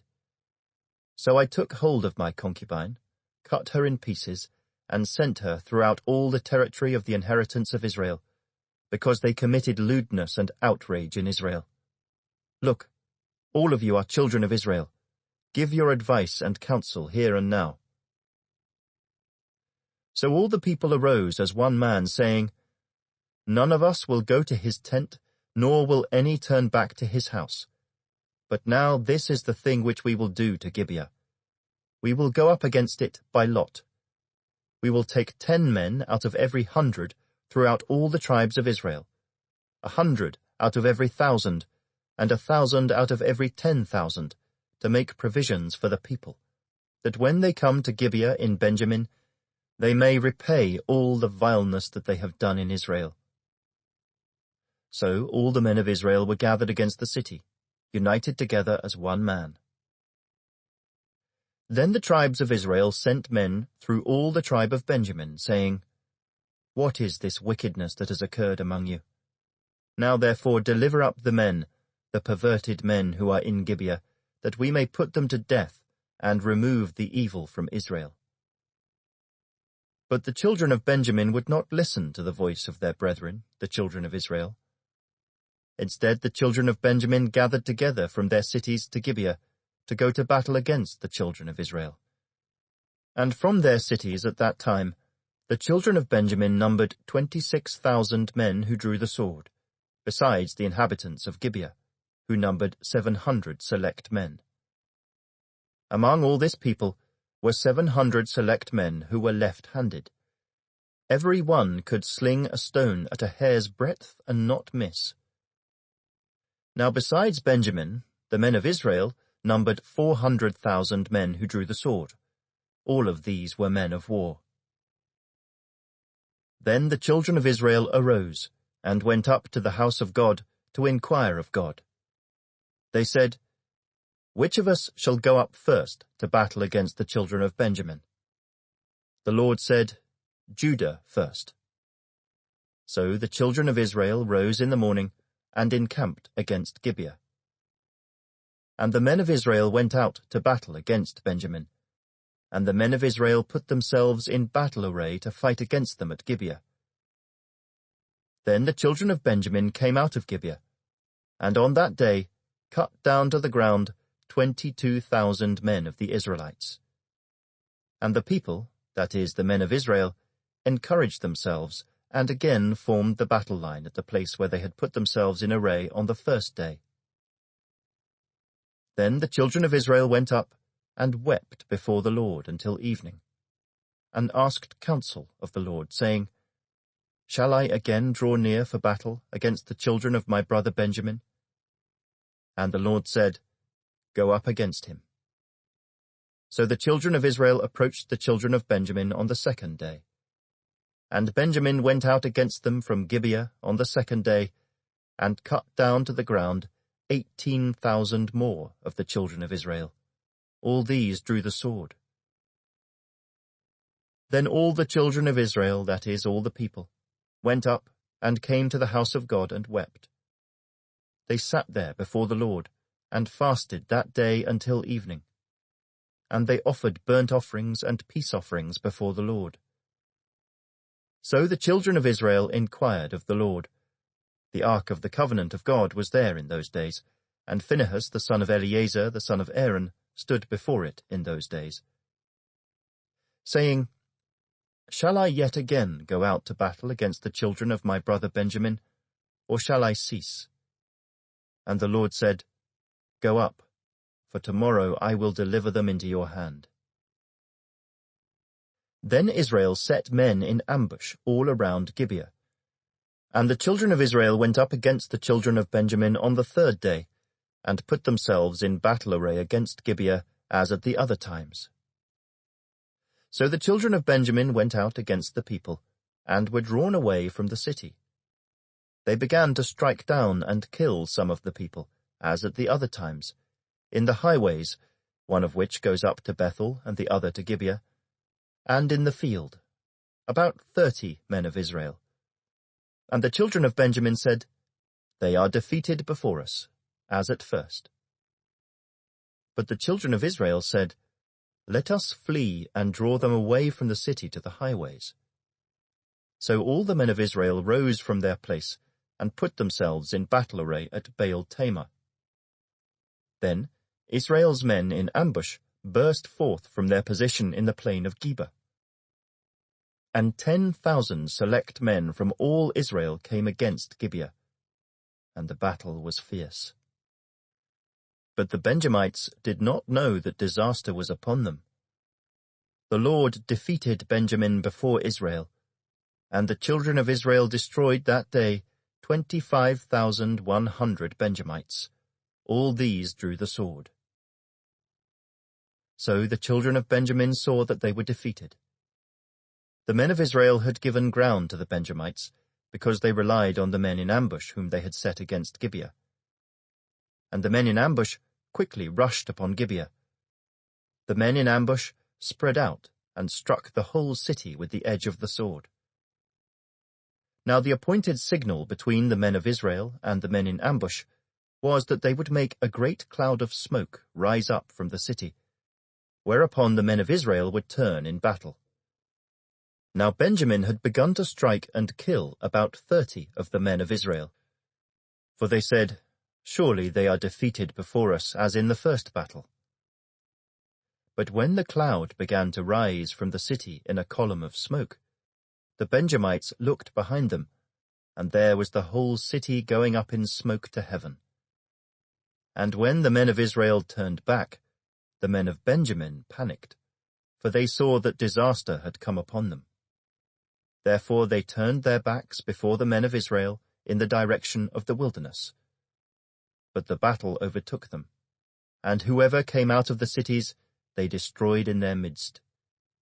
They surrounded the Benjamites, chased them, and easily trampled them down, as far as the front of Gibeah toward the east.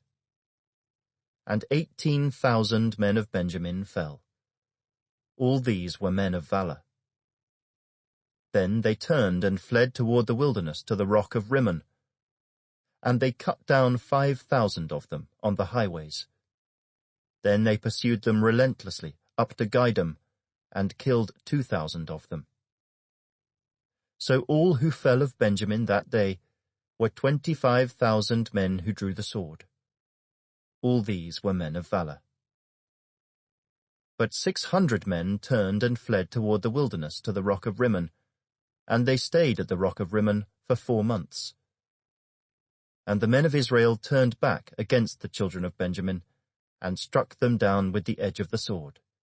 From every city, men and beasts, all who were found. They also set fire to all the cities they came to.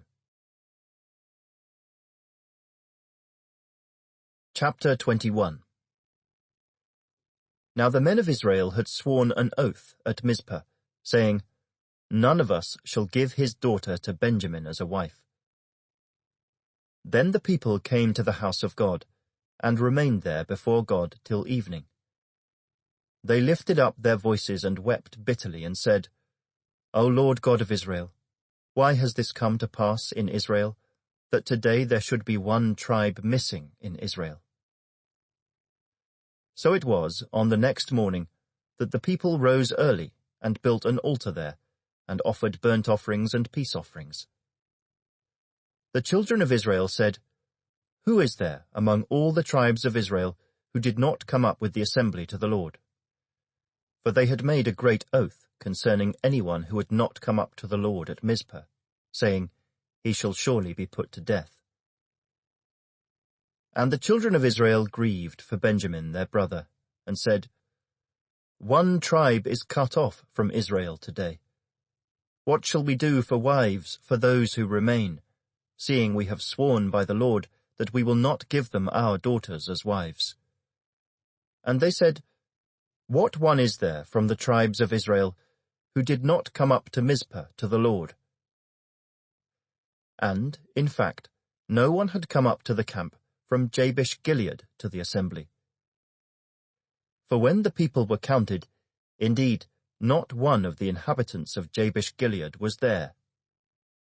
So the congregation sent out there 12,000 of their most valiant men, and commanded them, saying, "Go and strike the inhabitants of Jabesh-Gilead with the edge of the sword, including the women and children. And this is the thing that you shall do. You shall utterly destroy every male, and every woman who has known a man intimately." So they found among the inhabitants of Jabesh-Gilead 400 young virgins who had not known a man intimately. And they brought them to the camp at Shiloh, which is in the land of Canaan.